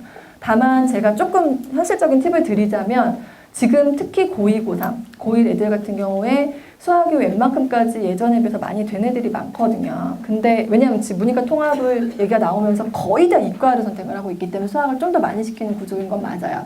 그래서 국어에서 거의 다 갈려요. 영수는 다 100점이에요. 국어에서 만점이냐, 하나 틀리냐, 두 개 틀리냐 이걸로 거의 갈리고 이과도 마찬가지예요. 그래서 국어가 강점인 애들은 이제 고1 때까지 크게 티가 안 나다가 고2 6월, 9월 후반 딱 지나가면 수학 선행한 것도 바닥이 나고 영어도 2년 동안 단어 안 외우니까 까먹고 과학도 해야 되는데 국어를 잘한다. 그럼 시간이 완전히 얘는 날아다닐 수가 있는 거예요. 그래서 국영수를 균형 있게 꼭 시키셔야 돼요. 나중에 한 번에 제일 안 되는 게 오히려 국어예요. 네. 그래서 저는 그 얘기 좀 드리고 싶고 근데 이거는 수학이 되어 있는 전제 하에서 이렇게 말씀드리는 거라서 사실은 이렇게 얘기하면 힘들죠. 그럼 다 잘하라는 얘기냐? 다 그랬어요. 어머님들 때도 그랬고요. 그러면은 다 잘하는 애가 가는 거지. 하나가 특별히 못하는 애를 다 잘하는 애 빼고 뽑을 수는 없어요. 그건 똑같아요. 제도가 바뀌어도 아무 소용이 없거든요. 그 대신 제가 아까도 말씀을 드렸지만 너무나 모든 면에서 퍼펙트한 애들만 가지 않고 기회는 더 많아지는 건 확실해요. 절대평가일 때 제일 억울한 애들은 정말 잘하는 애들이에요. 그쵸? 근데 내신에서 그거 완전히 가를 수 있어요? 못 가르거든요. 그럼 걔는 공부만 하면 정말 만점까지 자신이 있는데 제가 공부 잘할 때도 많이 물어보거든요. 공정한 거 아니면 그렇지 않은 것 같아요. 왜 이렇게 얘기하면은 우리나라처럼 그걸로 면접 연습을 하죠. 제가 막 궁금해서 물어봐요. 이렇게 그러면 우리나라처럼 사회적으로 이렇게 공부를 잘해야지만 좋은 뭐 직업이나 이런 걸로 연결이 되는 게 너무나 당연한 사회에서 그런 것까지 이렇게 모든 걸 다 잘해야 되는 상황이 되면은 그 기준이 모호하다는 거죠. 그게 늘 지금 공정성 시비로 얘기가 나오고 있는 부분인데 의욕이 있고 전교 1등은 아니지만 전교 10위권이나 15위권 안에 들어가는 애들한테는 꿈의 기회가 온다고 생각하시면 돼요. 우리 아이가 1등일 가능성보다는 그럴 가능성이 더 크다고 볼 수 있죠. 네. 그래서 그렇게 생각하시면 되고요. 포기를 하지 않으셨으면 좋겠어요. 생각보다 따기가 쉬워져요. 정말 절대평가에 가깝게 가면 수능이 지금 아주 어려운 기도는 아니고 국어만 좀 어렵게 나오는 상황이에요. 그래서 뭐 그거는 또 바뀔 수도 있지만 어쨌든 그것만 쭉 유지를 하고 계시면 학교는 선택해서 가실 수 있잖아요. 아직 고등학교 가신 상태가 아니니까 너무 좋은 학교 가지 마세요. 그 얘기만 좀 들으세요. 만점 나오잖아요. 세상이 달라져요, 진짜. 얘가 쓸 수 있는 학교가 조금 바뀌는 게 아니고요. 얘가 똑같은 애예요. 근데 여기 가서 내신이 아까 걔 같은 경우도 자사로 옮겨서 5등급이 나왔다 그랬잖아요. 그럼 여기 있었으면 얘가 고교 추천 투로 고대도 받을 수 있고 연대도 한번 학생부 종합으로 내볼 수 있고 그 학교에서 정말 열심히 전교 2등까지 들어가면 서울대 낼 수 있어요. 근데 여기를 학교를 갔잖아요. 걔가 바뀐 거예요. 공부 더 열심히 하거든요. 근데 내신이 5등급이에요. 합쳐버리면 3등급밖에 안 나와요. 그럼 얘는 어디 있어요? 수시 포기예요. 70%. 그럼 정시로만 가야 되잖아요. 그럼 정시로 가는 건 여기 있나 여기 있나 똑같죠. 공부 잘하고 애들이 많이 다니는 학교는 어차피 수시는 쉽지 않으니까 정시로 가자. 아직도 그렇게 얘기해요. 그 저희 때 하던 90년대 하던 얘기거든요. 그래서 그런 실적이 우리 학교에서 몇 명 서울대 갔다 이거는 믿으시면 안 돼요. 재학생이 절대 그렇게 몇십 명씩 못 가요. 재학생에서 내신 좋은 애들 10명 이내로 가는 거고요. 다 재수해서 가는 거죠. 그렇죠. 그거는 저는 좀 이렇게 주의해서 보실 필요가 있는 것 같고 인원수 많고 아이들도 해맑고 너무 유해환경 없으면서 자연과 함께 하시는 것도 추천드립니다. 농어촌은 오히려 좀 위험하고요. 네, 많이 있어요. 그러면은 집값도 세이브 하실 수 있으시고 여행도 가실 수 있고 행복한 상황이 될 수 있어요. 너무 여기만 오시지 마시고 네, 사회과학은 뒤에서 설명하실 거니까 제가 간단하게 넘기고요. 제가 이제 주제는 수시나 정시나 이렇게 말씀을 드렸는데 수시랑 정시에서 지금 제가 이렇게 설명을 지금 쭉 드렸어요. 수시나 정시나 고르는 게 아니에요. 한마디로 얘기하면 수시를 준비 계속해요. 근데 수시에도 수능이 들어가요. 최저 기준을 다. 그러면은 수시를 준비한다는 거는 얘가 내신이 전교 5등 정도 안에 들어가면은 교과 전형으로 원서를 쓸 수 있어요. 교과 전형은 경쟁률이 낮아요. 왜냐하면 쓸 수 있는 애들이 제한적이에요. 내신이 정말 전교에서 몇 등 안에 들어가는 애들만 그 전형을 쓰는 학교가 많아요. 추천 전형이 대부분 그렇고 서울대도 지역균형 전형이 대표적인 전형이고요. 뭐 한 3, 4명 이내로 추천이에요. 대부분 다. 그리고 그게 아니어도 내면 광탈이에요. 다 떨어져요. 1점대 초반이어야 돼요. 거의. 그리고 거기가 안 된다. 한 5등 안에 못 들었는데 6등부터 한 15등까지 들어간다. 좋은 학교는 20등도 괜찮다. 그럼 거기까지 보통 종합 전형을 써요. 그러면은 전교 21등이나 이제 밑에는 못 쓰는 거죠. 그럼 우리는 뭘 쓰냐? 남는 걸 쓰자. 논술이에요. 근데 논술이 그 전형들보다 쉬우냐? 훨씬 어려워요. 마지막 단계. 그래서 논술을 없애는 게 맞지 않냐? 이렇게 나와서 지금 논술 폐지로 가고 있는 거예요. 올해 최초로 고대가 폐지했고요. 네, 연대만 남았고 서울대는 원래 없어요. 면접으로 대체를 하는 학교고 나머지 학교는 거의 다 있어서 지금 중3인 경우에는 완전히 폐지가 아직 안 될 수도 있고 지금 정부에서 얘기한 거는 중3한테 큰 변화를 주지는 않겠다라고 얘기는 하고 있어요. 요것만 지금 바뀌는 거고. 그래서 그렇게 생각하시면 될 것 같고 이제 내신을 최선을 다해서 준비하는 거는 준비는 대신 거꾸로 하시는 거예요. 내신을 준비해서 내신 전교 1등을 하는 게 아니고요. 수능 준비를 끝내요. 수능 준비는 쉽게 얘기하면 국어, 영어, 수학의 심화예요. 초등학교, 중학생 입장에서는. 학교 내신에서 국어를 주제를 다 배운 다음에 문제를 풀면 풀 수 있죠. 배웠던 지문이잖아요. 그러면 니은이 뜻하는 바는 공부했어요. 풀 수 있잖아요. 근데 한 번도 안 배운 다른 시를 줘요. 그리고 니은이 의미하는 바는 뭐냐. 그러면 이런 걸 해석할 수 있는 애면 얘도 풀 수 있어야 되는 게 수능의 취지거든요. 그게 조금 퇴색되기는 했지만 기본은 거의 유지가 돼요. 그러면 얘가 지금 외워서 이렇게 아니면 공부한 걸 풀 수 있는데 이거랑 비슷한 거는 풀 수 있는지 1차적 체크, 이거보다 조금 어려운 건 어디까지 풀 수 있는지 체크를 고1, 고2, 고3, 모의사로 확인하시면 돼요. 이해되셨죠? 쉽게 얘기하면. 그리고 수학 같은 경우도 학교 내신 수학이 한 개념 원리 센 정도만 풀면 나와요. 100점이에요. 시단계 같은 건 할 필요도 없어요. 당연히 최상이나 이런 거는 해봤자 시간이 없죠. 다른 과목이 그럼 떨어지니까. 그렇게 하지 마시고 내신 기간을 너무 짧게 잡지 마시고요. 수학을 하는 기간을 잡으시면 돼요. 수학 심화를 내신 기간에 끝내시는 거예요. 이해되시죠? 국어 같은 건 평소때 하시는 거고 시험 기간에 시험 범위만 보시는 거고 영어도 실력을 쌓은 상태에서 그 시간에 암기를 하거나 시험 대비를 정확하게 해서 만점까지 나오는지 체크하시는 거예요. 국어, 영어는 평소 실력으로 시험 범위 체크. 네. 그리고 수학 같은 경우는 시험 범위에 대한 강력한 심화를 권유드려요. 아이가 잘 따라오면 선행 심화 같이 하시는 거고 그렇지 않아도 재학년 심화는 꼭 하셔야 돼요.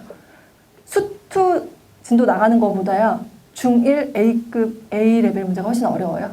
이해되시죠? 이렇게 얘기하면. 그걸 풀 수 있는 고등학교 수학을 잘하는 애예요. 진도를 나가는 거는요. 주 7일로 5시간씩 빼면 다 나갈 수 있어요. 그쵸? 남들보다 4배 느려요. 3년 선행이 뒤져요. 3배로 하면 되잖아요. 간단하게 생각하시면 돼요. 애가 주 2일 한다고 공부 더 열심히 하고 중간에 막 매일 수학만 하는 게 아니에요. 4시간씩 수업을 하고 계속 놀고 있잖아요. 그럼 그 시간에 이게 심화까지 될 수 있는 걸 중학교 걸 닦아놓으면은 진도는 충분히 따라잡을 수 있거든요. 가능해요. 그렇게 만드시는 게 저는 제일 좋을 거라고 생각을 해요. 전략적인 부분은 제가 좀 사실 어떻게 보면 좀 두루뭉술하게 말씀드렸을 수 있지만 저희가 굳이 그거를 타겟팅해서 이렇게 준비를 할 필요가 없는 데고요. 사실은 엄청난 변화는 아니에요. 수능 절대평가로 가면은 변화는 있겠지만 내신까지 그런 완벽한 절대로 가긴 매우 어려워질 거예요. 연세적으로. 그리고 지금 동사무애들 특목고 진학을 만약에 한다.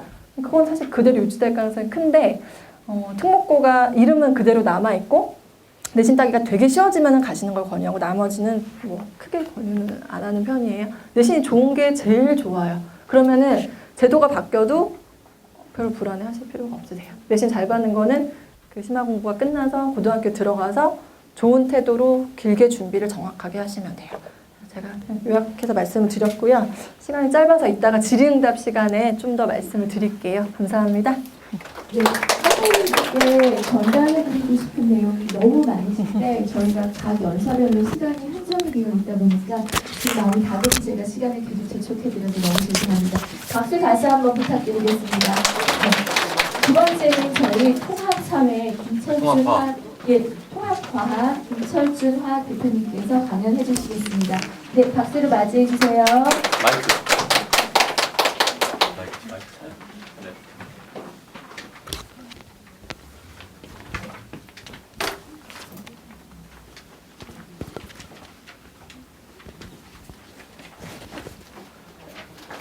안녕하세요. 저는 입시를 뭐 20년 넘게 해가지고요. 사실 이제 이번에 또 뭐 여러 정책이 나오고 했는데 정책이 나올 때는 항상 똑같은 얘기를 하거든요. 뭐 강남이나 뭐 이런 데들을 뭐 억제한다 이런데 사실 입시는 이렇게 바뀌잖아요. 그럼 강남이 유리할까요? 불리할까요? 유리해요. 네. 무조건 유리합니다. 어떻게 하면은 지방 애들이 유리하냐면 안 바꾸면 유리해요. 요즘 이제 학생들이 지구학 선택을 되게 많이 하는데, 지구학이 사실 한 3년 전에는 굉장히 유리했어요. 그래서 똑똑한 애들은 3년 전에 벌써 바꿨어요. 그래서 걔들은 대학을 잘 갔어요. 근데 이제 안 유리해요. 이제 바꾸기 시작하는 거예요, 애들이. 그러니까 뭐냐면, 항상 세상은 똑같이 돌아가거든요. 어차피 똑똑한 애들이 먼저 가요. 나머지 따라가는 거거든요. 나머지 다 따라왔을 때 끝난 거죠. 그게 이제 입시에도 항상 똑같습니다. 그러니까 지금 이제 통합과 이렇게 생겼는데 이게 어떻게 갈 거냐라는 걸 제가 이제 말씀을 드릴 거예요. 드리는데 처음에 들으면 정말 저렇게 가? 이렇게 생각할 수도 있어요. 근데 저는 교육과정을 너무 오래 겪어서 4차부터 가르치기 시작했거든요. 엄청 많이 저는 오랫동안 가르쳤기 때문에 어떻게 바뀌는지를 대충 다 알아요. 그리고 제가 이제 책도 이제 제 책을 쓰는데 통합과학이라는 책이 아직 시중에 제대로 나온 책이 없어요. 근데 이제 저는 이제 저희 학원에서 쓰려고 만든 책인데도 굉장히 좋게 만들어요. 그러니까 선생님들이 이제 제가 이 책 이렇게 만들면 뭘 보고 만드냐 이렇게 얘기를 해요. 그러면 보통 이런 책을 만들려면 교육부에서 나온 책이 이제 지침서가 있어요. 선생님들한테 주는 지침서. 그래서 제자들 중에 학교 선생님들한테 받아가지고 제가 이제 보는데 한 600 몇십 페이지짜리를 꼼꼼히 다 읽어봐요. 그리고 다시 줄이고 이렇게 책을 만들거든요. 물론 그러고 나서 다시 또 개정판이 나옵니다. 하지만 항상 먼저 준비를 하죠. 그러니까 통합과학을 보면 제가 이런 게 있어요. 이제 항상 이제 제가 딱 보면서 아까 얘기한 것처럼 강남이 유리할 수밖에 없는 게 지금 어머니들이 이렇게 와서 이렇게 공부하시잖아요. 이게 사실 되게 열심히 보시거든요. 저도 지금 아까 앞에서 이렇게 들었는데 저도 지금 앞에서 이 수업 들은 게 도대체 몇 년 만인지 모르겠어요. 근데 재밌단 말이에요, 이렇게 보는 게. 그리고 보고, 적고, 우리 애한테 써먹고, 안 되면 다시 공부하고, 또 써먹고, 이렇게 하니까 질 수가 없는 거죠, 거기서. 통합과학은 아까 말씀드린 것처럼 이렇게 문이과 통합에 의해서 나오게 되는 그런 과정이고요. 근데 그동안 여러 가지 문제점이 많았고, 문과 학생들이 왜 과학을 못하냐, 이과 학생들이 왜 사회를 전혀 못하냐, 이런 여러 가지 사회 전반적인 분위기에서 문이과 통합, 그리고 앞으로의 이제 뭐 4차 산업혁명 이런 걸로 나오게 됐고요. 통합과학이 있고 과학탐구실험이 있는데 과학탐구실험은 아직도 책이 정확하지가 않아요. 그나마 이제 통합과학은 어느 정도 윤곽이 확실히 나와 있고요. 제가 이제 보는 포인트 약간 좀 이제 아까 이제 컨설턴트님이나 아니면 또 이제 사회 선생님이나 국어 선생님이나 다 각각의 선생님마다 포인트는 약간씩 다릅니다. 그러니까 당연하겠죠, 그거는. 근데 이제 과학 같은 경우에 지금 보면 과학이 한 과목 선택이고 나머지는 필수가 됐어요. 이 필수와 선택은 엄청 다른 거예요. 그러니까 저희는 이제 과학인데 과학은 다 선택이었거든요. 필수가 됐잖아요. 저희는 이제 뭐가 되냐면 어떻게 이렇게 표현하면 버림받았던 과목이 주요 과목이 되는 거예요. 완전히 다른 거죠. 더더군다나 이제 과목이 한 과목에 과학 선택이 더 있거든요. 이과인 경우에. 그러면 이제 수시 같은 경우에는 뭐가 있냐면 최저 학력 등급이라는 게 있어요. 대부분. 그런 경우에 이제 보면 뭐 한 과목 1등급, 두 과목 1등급 이런 거 있잖아요. 뭐 합의 몇 이런 거 아실 거 아니에요. 그죠? 근데 이제 과학 같은 경우에 보통 두 과목 선택이었기 때문에 두 과목 평균 1 이런 데가 많았어요. 근데 어머니도 보시면 이게 수학 1등급보다 과학 두 과목 평균 1이 훨씬 어려워요. 보통 학생들이 선호도가 있기 때문에 과학을 둘 다 잘하는 애들이 많지 않고요. 보통 이제 화학이 1이면 뭐 지구학이 3, 지구학 1이면 뭐 화학이 4, 뭐 이런 식이 많아요. 그러니까 평균 내버리면 1, 3이면 평균 2가 되는 거죠. 근데 지금 한 과목밖에 안 하면 자기가 좋아하는 거 할 거 아니에요. 그 정도는 잘하겠지. 그러니까 훨씬 어떻게 보면 저희 입장에서 이런 생각하는 거예요.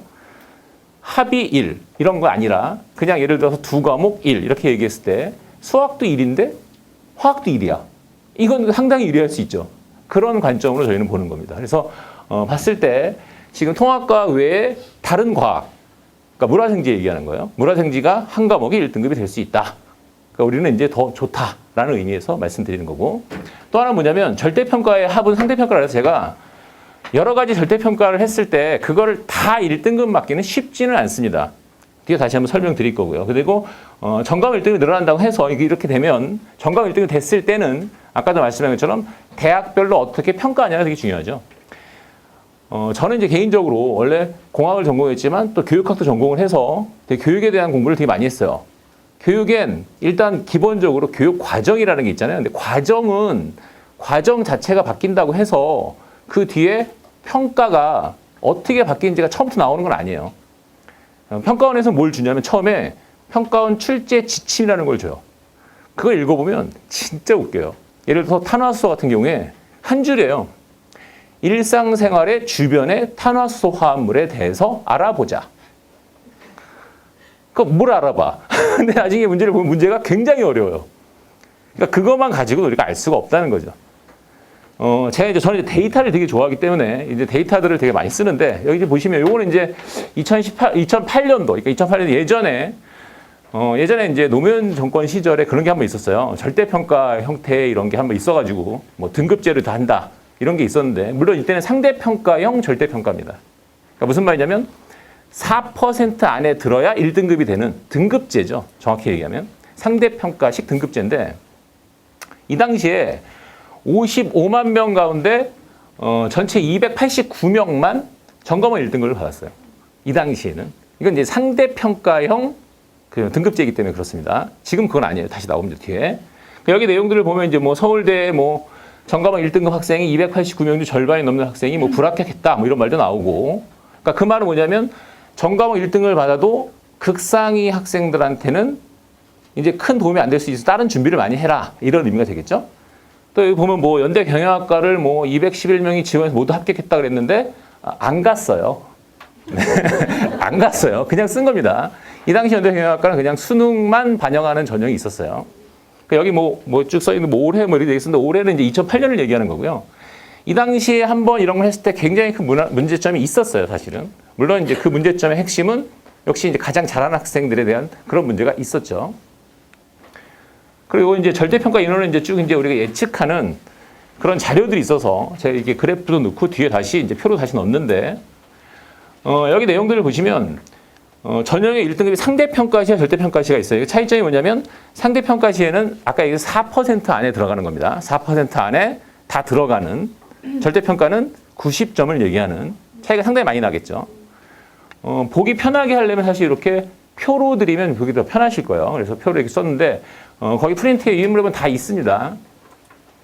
2011년 같은 경우 수능 만점자가 5명이었고요. 그리고 상대평가 시에 4,722명이었고 절대평가 시에는 5,354로 큰 차이가 나진 않았네요. 그죠?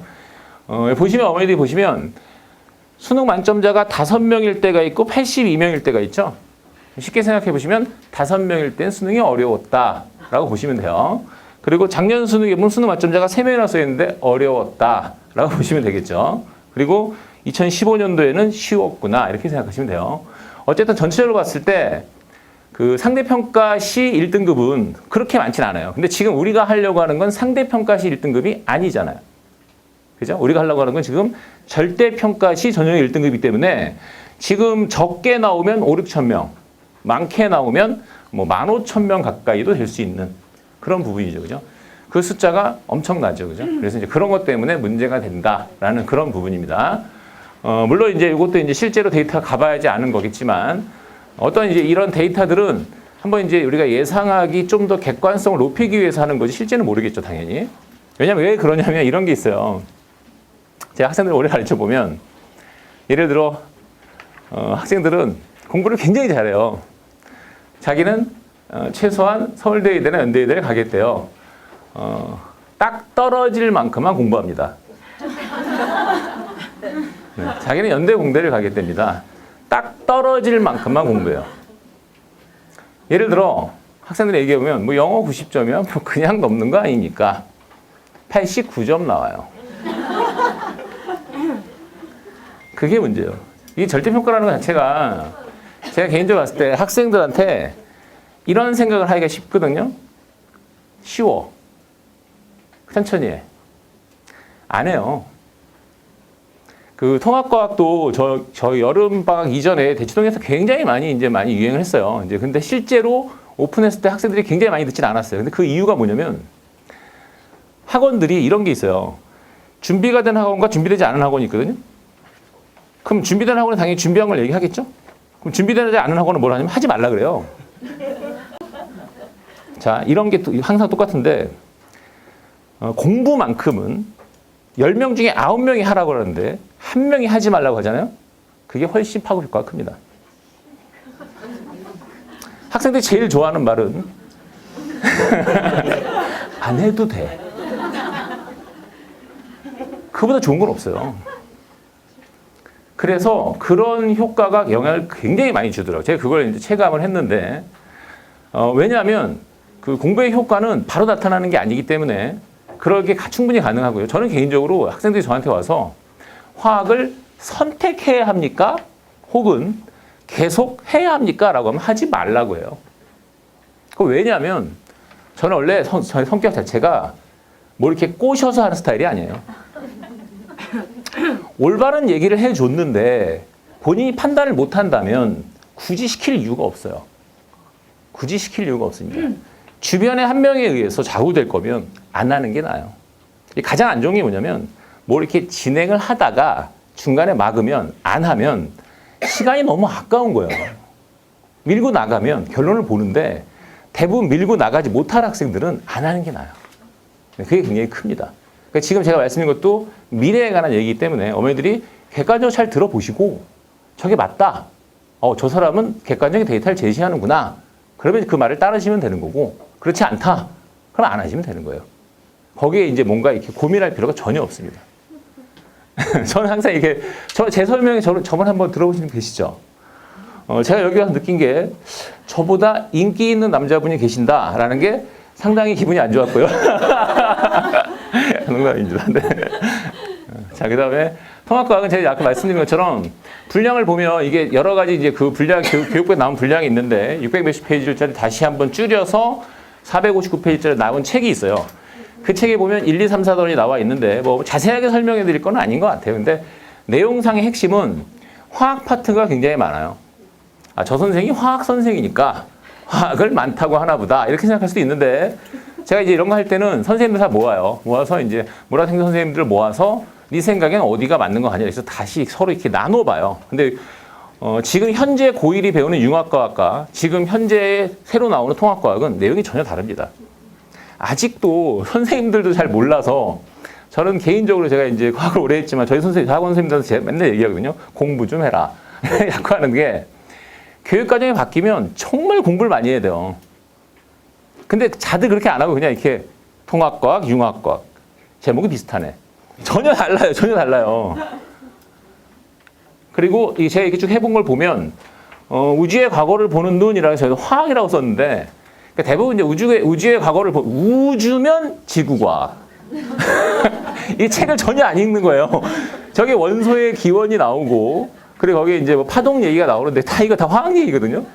그러니까 뭐냐면 이 책의 제목들을 보면 제목만 가지고 판단하면 안 된다라는 거예요. 근데 이제 이게 학부모님들이 보기에는 전혀 알 수가 없어요. 학생이 봐도 모르고 선생님들도 헷갈려요. 그러니까 초기에 어떻게 방향성을 잡냐가 굉장히 중요한 부분을 차지합니다, 실제로. 그리고 절대평가라는 부분에서 이런 게 있어요. 한국사 같은 경우에 절대평가에서도 그 문과 학생들 같은 경우에는 한국사가 처음부터 만만한 거예요. 이과 학생들은 만만하지 않거든요.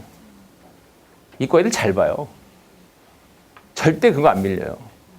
왜 운전면허 시험도 아시죠? 운전면허 시험도 일단 운전면허 시험 만점 맞으면 되게 바보 같은 거 알죠? 네. 근데 이제 운전면허 시험도 보면 대부분 이제 남자들은 자신 있거든요. 아니 뭐 그냥도 하는 거지 뭐 이렇게 가죠, 그죠? 네, 그래서 보통 70점 맞아야 되면 68점 나옵니다. 네. 근데 이제 보면 이제 막 동네에 막 이렇게 찌질이들이 있어요, 그죠? 막 90 몇 점 나오고 100점 나오고 막 이렇게 한단 말이에요. 그냥 열심히 공부하니까 오히려 동네 찌질들이 더 낫단 말이죠. 이런 식인 거예요. 그러니까 어떻게 마음가짐을 갖냐가 상당히 중요한 거예요. 그리고 뭐 단원들 쭉 보시면 알겠지만 단원이 이렇게 4개가 있는데 단원들의 제목들을 보면 제목이 되게 두리뭉실하게 돼 있어요. 뭐 지구의 생명 역사를 변화를 가져온 반응 이렇게 돼 있는데 지구의 생명 역사를 변화를 가져온 반응이 있잖아요. 저기 마지막에 생명과학이라 썼잖아요. 실제로 화학 진행을 합니다.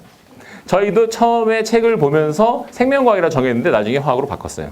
그러니까 그런 식으로 어떤 내용들을 보면 내용을 볼 때마다 계속 보면서 새로운 것들을 계속 연구하게 되는 그런 부분이 생기는 게 바로 새로운 교육 과정이에요. 제가 이제 책을 이렇게 썼는데 저는 이제 책 제목을 세상에서 가장 완벽한 통합과 이렇게 했는데 되게 항상 저는 이렇게 자신 있게 모든 걸 이렇게 진행하거든요. 가장 완벽한 걸 만들고 싶어서 세상에 가장 완벽한 통합과 이렇게 만들었고요. 책의 내용들은 아까 말씀한 것처럼 일부는 화학과 지구와 영역에 대한 얘기가 나오는데 그 통합과학은 단원이 아까 보면 4부까지 나와 있어요. 근데 4부가 균등하게 나오는 게 아니라 일부의 내용이 전체의 절반 가까이를 차지해요. 그 말은 결국 뭐냐면 이 책에 그건 확실한 게 있어요. 교과서는 교과서의 두께를 딱 보잖아요. 그러면 출제의 중요성을 알 수 있어요. 두꺼운 쪽에서 많이 나옵니다. 그게 기본이에요. 그래서 통합과학은 아무래도 1단원 쪽에서 많이 나온다라는 걸 충분히 알 수 있고요. 거기에 이제 화학과 지구과학으로 구성이 되어 있습니다. 특히 화학 쪽이 많이 나와 있고요.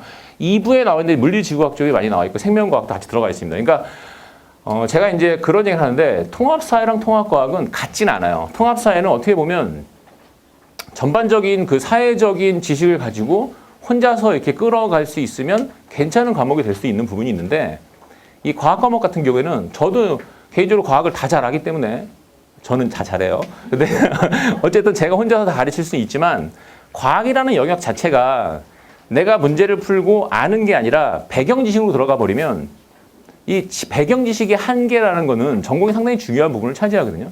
근데 통합과학을 4명이서 제가 처음에 구성을 했을 때 문제가 뭐냐면 물화생지가 균등한 분할이 아니에요. 그러니까 그게 안 되더라고요. 그래서 보통 2명이나 3명 정도로 해서 애들을 잘 아우르고 가고 가장 중요한 건 그 다음에 어떻게 갈 건지가 명확해야 돼요. 그냥 애들한테 가르치는 게 아니라 어떤 다음 과정이 명확해야 됩니다. 그거 다시 뒤에 설명해 드릴 텐데 어쨌든 이런 식으로 구성이 되어 있고요. 그래서 이제 한 명이 하는 게 맞냐라는 걸 제가 했을 때 되도록이면 과학은 한 명보다는 2명이나 3명 정도가 오히려 맞고 4명도 가능하지만 굉장히 애들이 혼동스러울 수 있는 예전에 저는 이제 공통과학도 가르치고 했는데 예전에 공통과학 시간에 상당히 재밌었던 게 문과 학생들은 공통과학을 들으면 진짜 쉽거든요. 화학, 제가 볼 때 화학을 한 2시간이면 끝낼 수도 있어요. 되게 쉬워요. 되게 쉬운데 5번을 들어요. 문과 학생들은. 이과 학생들은 한 번밖에 안 들어요. 근데 문과 학생 당연히 잘 모르니까. 근데 문과는 뭐가 있냐면 이런 게 있어요. 첫 번째 듣는 건 왜 듣냐? 그냥 과학에 흥미가 없었으니까 그냥 듣는 거예요. 아, 저런 게 원소가 있었어? 뭐 이렇게 듣는 거예요, 그냥. 그냥 2번 또 들어요. 왜 첫 번째 잘 못 알아들었거든. 다시 듣는 거예요. 또 세 번째 또 들어요. 이제부터 이제 문제를 풀기 시작하는 거예요. 잘 안 풀리거든요. 다시 이제 또 하는데 이과 학생은 한 번 딱 들어요. 문제 딱 풀어요. 대충 맞아요. 그럼 안 해요. 점수가 안 나와요. 이게 뭐냐면 학생들은 되게 단순해서 원자, 분자 나와 있으면 나 원자 알아. 나 분자 알아. 원자, 분자 모르는 애들이 어디 있어요. 우리나라 애들이. 우리나라 애들이 얼마나 똑똑한데. 그러니까 일단은 개념을 안다고 문제를 푸는 건 아니에요. 명확하거든요. 근데 학생들은 개념을 알면 일단 난 알아. 그렇게 되는 가장 큰 이유가 뭐냐면 애들이 아주 잘하지 않아서 그런 거예요. 애들이 아주 잘하잖아요. 거만해지지가 않아요.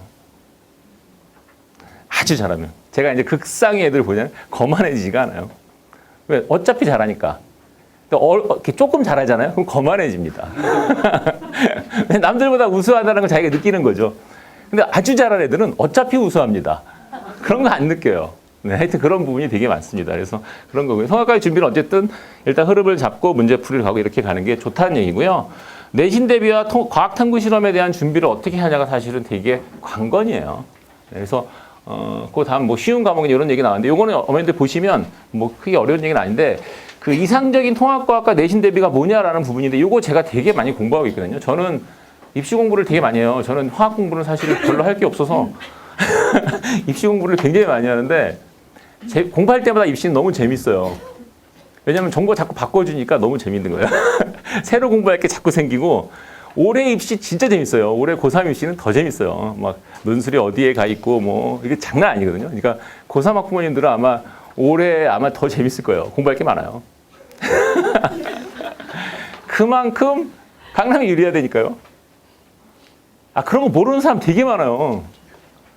논술이 어디에 배치되냐 아니면 무슨 날에 며칠에 어디 학교가 겹치냐 이런 게 얼마나 중요한데요. 그러니까 제가 생각할 때 무슨 생각하냐면 컨설팅이라는 거 없이 혼자서 그 공부하는 학생들을 보면 사실 약간 좀 이렇게 약간 측은함? 왜 이렇게 어렵게 하지? 그런 생각이 약간 들어요.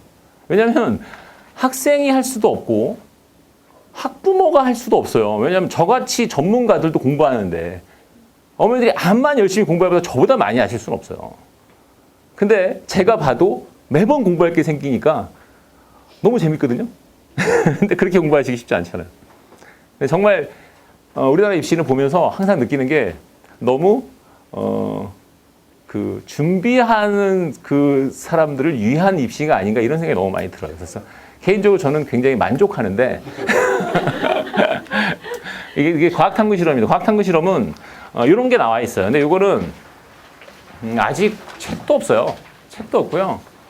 어떻게 가르친다라는 거 선생님들 지금 재교육도 아직 안 했어요. 선생님들 재교육해야 되거든요. 근데 선생님들 재교육 안 들어갔어요.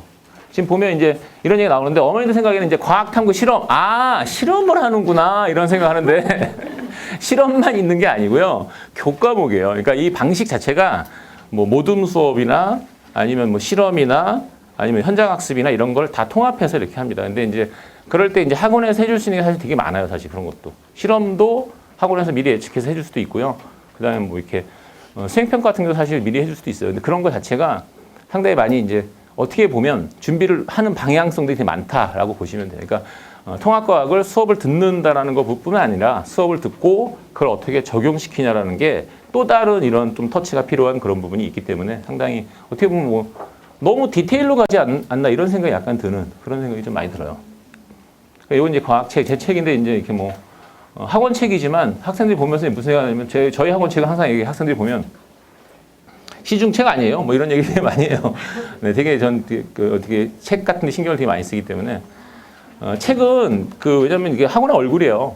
그래서 이제 제가 얼마나 많이 준비했냐, 애들한테 뭘 가르치고 싶냐, 그러니까 어머니들이 보통 얘기할 때 이제 뭐 화학도 뭐 하이탑 써라 뭐 이런 얘기들을 하는데 엄마들이 이제 책을 지정해줘요. 하이탑 썼으면 좋겠습니다. 저는 하이탑 저자로도 더 등록되고 그랬었어요. 저는 완자 저작도 등록했고 저는 왜냐면 걔들이 책 팔아먹으려고 제 이름을 넣고 제가 EBS에서 강의도 하고 그랬었어요. 근데 책 자체는 굉장히 좋아요. 대신 이제 되게 떨어진 교육과정에 의해서 만들어진 그러니까 막 5차 교육과정을 바탕으로 한 뭐 이런 식의 책입니다. 물론 이제 자꾸 걔네가 이제 표지만 바꾸고 있는데 책 자체는 굉장히 좋아요. 근데 이제 그걸 이제 학생들이 읽어보고 하는 건 굉장히 좋지만 수업용에서 그걸 가지고 선생이 그럼 이건 뭐고 이건 뭐야 이건 전 수업이라고 생각하지는 않습니다. 그건 그냥 옆에서 과외하는 거죠. 그래서 어쨌든 그 책은 굉장히 좋지만 저는 개인적으로 그 책으로 하진 않고 그 책은 애들이 공부해 오라고 해요. 어디까지 읽어봐라. 좋은 내용이 있다. 뭐 이런 식이고 제 책에는 막 뭐가 써 있냐면 하이탑의 몇 페이지에 있고 옥스토비의 몇 페이지에 있고 줌달의 몇 페이지에 있는 내용이다. 전 이렇게도 설명을 해줘요. 책에도 써 있고. 왜냐하면 다양한 니즈가 있기 때문에 학생한테 그런 얘기를 해주죠. 그리고 내용들이 화학은 거의 똑같아요. 교육과정이 앞만 바뀌어도 화학은 똑같아요. 어떻게 바뀌겠어요, 그게?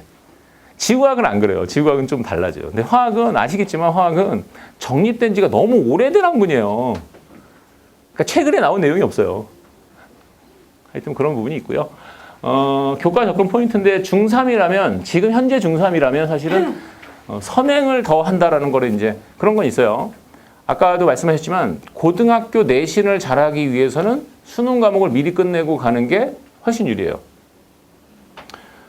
제가 설명회나 이런 이제 항상 이런 거 할 때 어떤 이제 약간의 이제 외부 노출이 될 때 좀 걱정되는 것 중에 하나 선행을 어떻게 얘기하냐가 상당히 고민되거든요. 왜냐하면 정부에서 하지 말라는 건 안 하는 게 맞거든요. 하지 말라는데 왜 안 하는 게 맞아요. 안 하는 게 맞는데 이런 게 있어요. 학생이 너무 똑똑해. 그러면 자기가 공부를 지금 거 가지고는 할 게 없어요. 그러면 그 앞에 거를 하는 건 맞죠. 물론 어떻게 하냐의 차이가 있죠. 근데 이제 중3이라면 이런 게 있어요. 고등학교 과정을 미리 한번 보고 들어가면 내신에 상당히 유리합니다. 그래서 중3이라면 아마 제가 볼 때는 좀 뛰어난 학생이라면 중2나 중1 때 아마 화학, 물리나 아마 기본적인 걸 한 번쯤은 아마 배웠을 거라고 생각을 해요. 네. 뭐 안 했다면 이제 하면 되겠지만 안 했는데 중3 지금 시기에 통합과학이 아니라 그냥 화학이나 물리를 또 계속한다. 그러면 그걸 써먹는 시기가 너무 오래 걸려요. 고2까지 가야 돼서 써먹거든요. 그러니까 그런 차이가 있습니다. 그래서 어떻게 보면 중2, 중1이 오히려 물화생지를 하고 중3은 통합과학 하라 그러거든요. 그럼 어느 생각에는 물화생지가 더 어려운 거 아니야? 이런 생각하는데 중1, 중2 학생들이 물화생지를 하는 게 맞아요. 그리고 이거는 기초만 하는 거거든, 기초만. 기초적인 바탕을 가지고 기억을 가지고 나중에 가서 다시 한번 덧붙이는 이런 개념이고 중3의 통합과학은 그런 개념이 아니라 통합과학이 뭐다라는 걸 정확히 인지하고 그 다음에 겨울방학 때 문제풀이를 하고 바로 들어가면 내신 대비 들어가고 이런 식으로 가는 거예요. 거의 이제 실전용이 되는 거죠. 그러니까 그건 완전히 다른 그런 부분이 됩니다. 오히려 저학년들한테 기초과학 과목을 자세히 공부시켜주는 게 맞고요. 통합과학은 저학년들한테는 큰 의미는 없어요. 아직은. 오히려 중3한테는 의미가 있습니다. 단계별 학습법을 제가 주는데 내신, 뭐 통합과학 문제풀이, 수능 심화 이렇게 해서 뭐 이렇게 쭉 나타냈는데요. 보시면 뭐 컬이라는 것은 이렇게 쭉 만드는데 일단은 내신을 잘하는 게 일단 중요해요.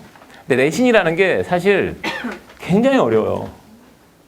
뭐 강남에서 내신에서 뭐 정말 뭐 1점대 초반이다. 정말 말도 안 되는 거예요. 그 말은 다른 애들이 자체가 너무 못한다라는 얘기인 거잖아요. 그러니까 그만큼 사실은 내신에서 잘한다는 건 상당히 어렵고요. 근데 어쨌든 내신 잘하는 방법은 기본적으로 자기가 그 할 것들이 미리 해놓지 않으면 나중에 이렇게 못해요. 그러니까 저도 이제 여러 가지 방법들을 이제 학생들한테 쭉 써먹는데 대부분 애들이 과학의 내신을 잘한다라는 것은 시간이 남아야 돼요. 근데 실제로 과학 과목이 뒤로 고3쯤 가면 내신의 비중이 상당히 크거든요. 근데 못해요. 시간이 없어서. 그러니까 미리미리 이렇게 해놓지 않으면 내신을 어떻게 하기가 상당히 어렵다라는 거. 그리고 뭐 입시 전형이라는 거는 아직도 이제 정확히 나오지 않았어요. 지금 올해 고3도 정확하게 영어를 어떻게 학교별로 반영하냐라는 건 전체 윤곽이지 완전 디테일이 아니거든요. 그 말은 우리가 이제 하고 싶은 게 있잖아요. 우리가 이제 왜 여기 설명회를 왔는지 시간이 아까운데 굳이 여기까지 왔단 말이에요. 그죠? 그 가장 큰 이유는 실패하고 싶지 않아서 하는 거잖아요. 그죠? 그건 전반적인 준비를 하지 않으면 알 수가 없는 겁니다. 제가 항상 설명할 때 얘기하지만 공부를 잘하는 건 정말 쉬워요. 공부 못하는 사람이 어디 있어요? 시험 잘 보는 게 어렵지. 좋은 대학 가기는 더 어렵죠. 그런 식입니다. 그 말은 결국 뭐냐면 공부는 기본적으로 다 열심히 잘해놓고 나서 그 다음에 단계를 밟아가는 거지 한 방에 밟아갈 수는 없다는 얘기예요. 대부분 사람들은 그 생각을 하지 않고 좋은 대학을 가야지 이렇게 생각한단 말이에요. 공부를 잘 못하는데 어떻게 좋은 대학을 가겠습니까? 순서가 있겠죠. 그죠? 그래서 전반적인 실패를 하지 않기 위한 준비를 해야 되고요. 고1, 고2, 고3 때 통합과학은 할 것들이 쭉 많이 이렇게 있을 겁니다. 물론 이제 통합과학은 아직은 모르는데 이런 생각 하시는데 시험을 한번 보면 알 수 있지 않을까라고 하는데 모릅니다. 평가원은 알지 않을까? 모릅니다. EBS는 모릅니다. 아무도 몰라요. 더더군다나 입시는 그 출제하는 그게 매년 달라지기 때문에 매년 포인트가 달라요.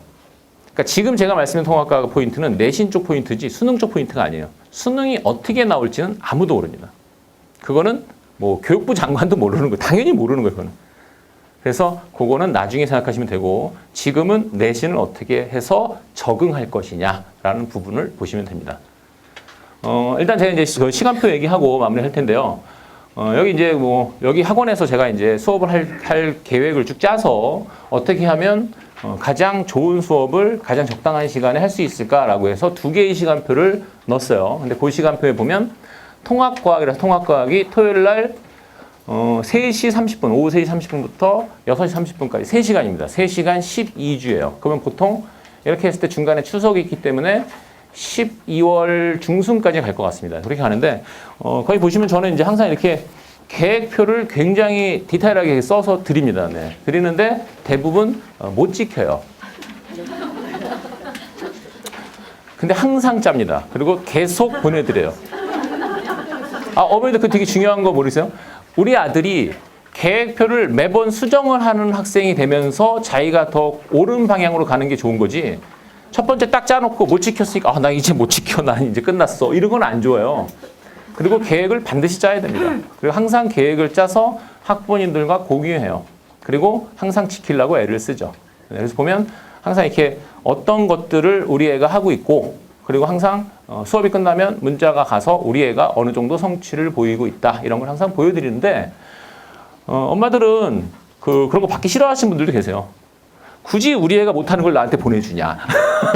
근데 저희가 할 일은 이제 그런 게 저희가 할 일이기 때문에 이제 그렇게 합니다. 그래서 통합과학은 그렇게 돼 있고요. 같은 시간대에 화학원 과목이 있습니다. 화학원 과목이 화원이나 화투냐 이런 부분은 아니고요. 거기 내용들이 화학이 좀 바뀌었어요. 그래서 보면 이제 화학이 좀 바뀌었는데 이거 보시면 아마 무슨 말인지 정확히 모르실 거예요. 근데 이거는 그 통합과학 때문에 화학에 관한 내용이 일부 바뀌었어요.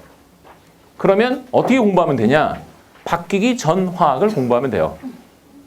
그러면 그게 다 연결이 됩니다. 그래서 그런 식으로 공부하시면 충분히 된다는 얘기고요. 통합과학에 있는 화학 내용과 화학원 내용, 일부 화학투 내용 그걸 가지고 책을 구성했기 때문에 충분히 가능하고요. 어쨌든 이렇게 구성해서 같은 시간대에 들어가 있습니다. 같은 시간대에 들어가 있는 이유는 뭐냐면 아까 말씀한 것처럼 통합과학이라는 것 자체가 한 명의 선생님이 끌어가는 것보다 이렇게 크로스해서 끌어가는 게 훨씬 유리하고요. 화원도 만약에 수능을 본다면 한 명한테 배우는 게 유리해요. 수능을 본다면. 수능은 뭐냐면 패턴의 학습. 똑같은 패턴을 주입식으로 가르쳐요. 그럼 애들이 자기도 모르게 문제를 풀어요. 이게 수능이거든요. 근데 이 기초과학은 그런 게 아니에요.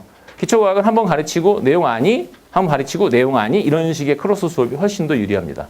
그래서 그렇게 들어가 있다고 생각하시면 되고요. 이 부분에 대해서 뭐 궁금한 거는 이따 끝나고 물어보셔도 되고 아마 미리 웨이팅 하시면 좀 더 미리 한번 준비할 수 있는 방법을 말씀드리고 이렇게 할 겁니다. 네, 저는 여기까지 설명을 드릴 것 같습니다. 네, 감사합니다.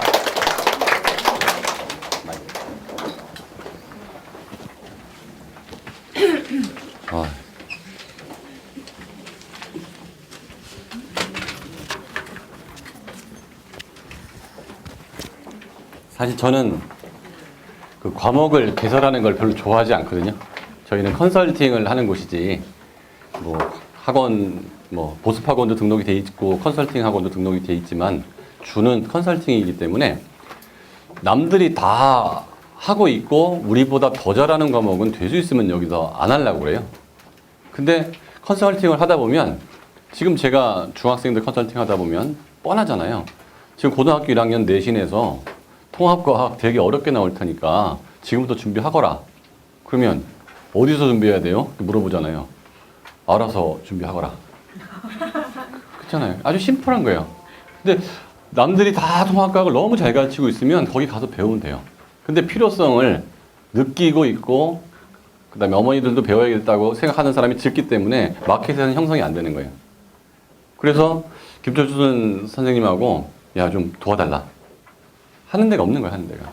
통합사회 지금 고등학교 선생님들 지금 연수가요 매주 열리고 있어요. 통합사회 통합과 통합과학은 그나마 헷갈리지가 않아요. 아까 선생님이 제목을 보고 내용을 보니까 요거는 화학이더라 지구과학이더라 나오죠. 통합사회는 잘 안 나와요. 통합사회 보면 훨씬 더 어렵게 나오거든요. 이제 하나하나 보면서 설명을 드릴게요. 거꾸로 돌리는 거예요? 아니네요. 맞아요? 다시 또 거꾸로 돌려요? 다시 가셔야 돼요. 됐네. 자, 볼게요.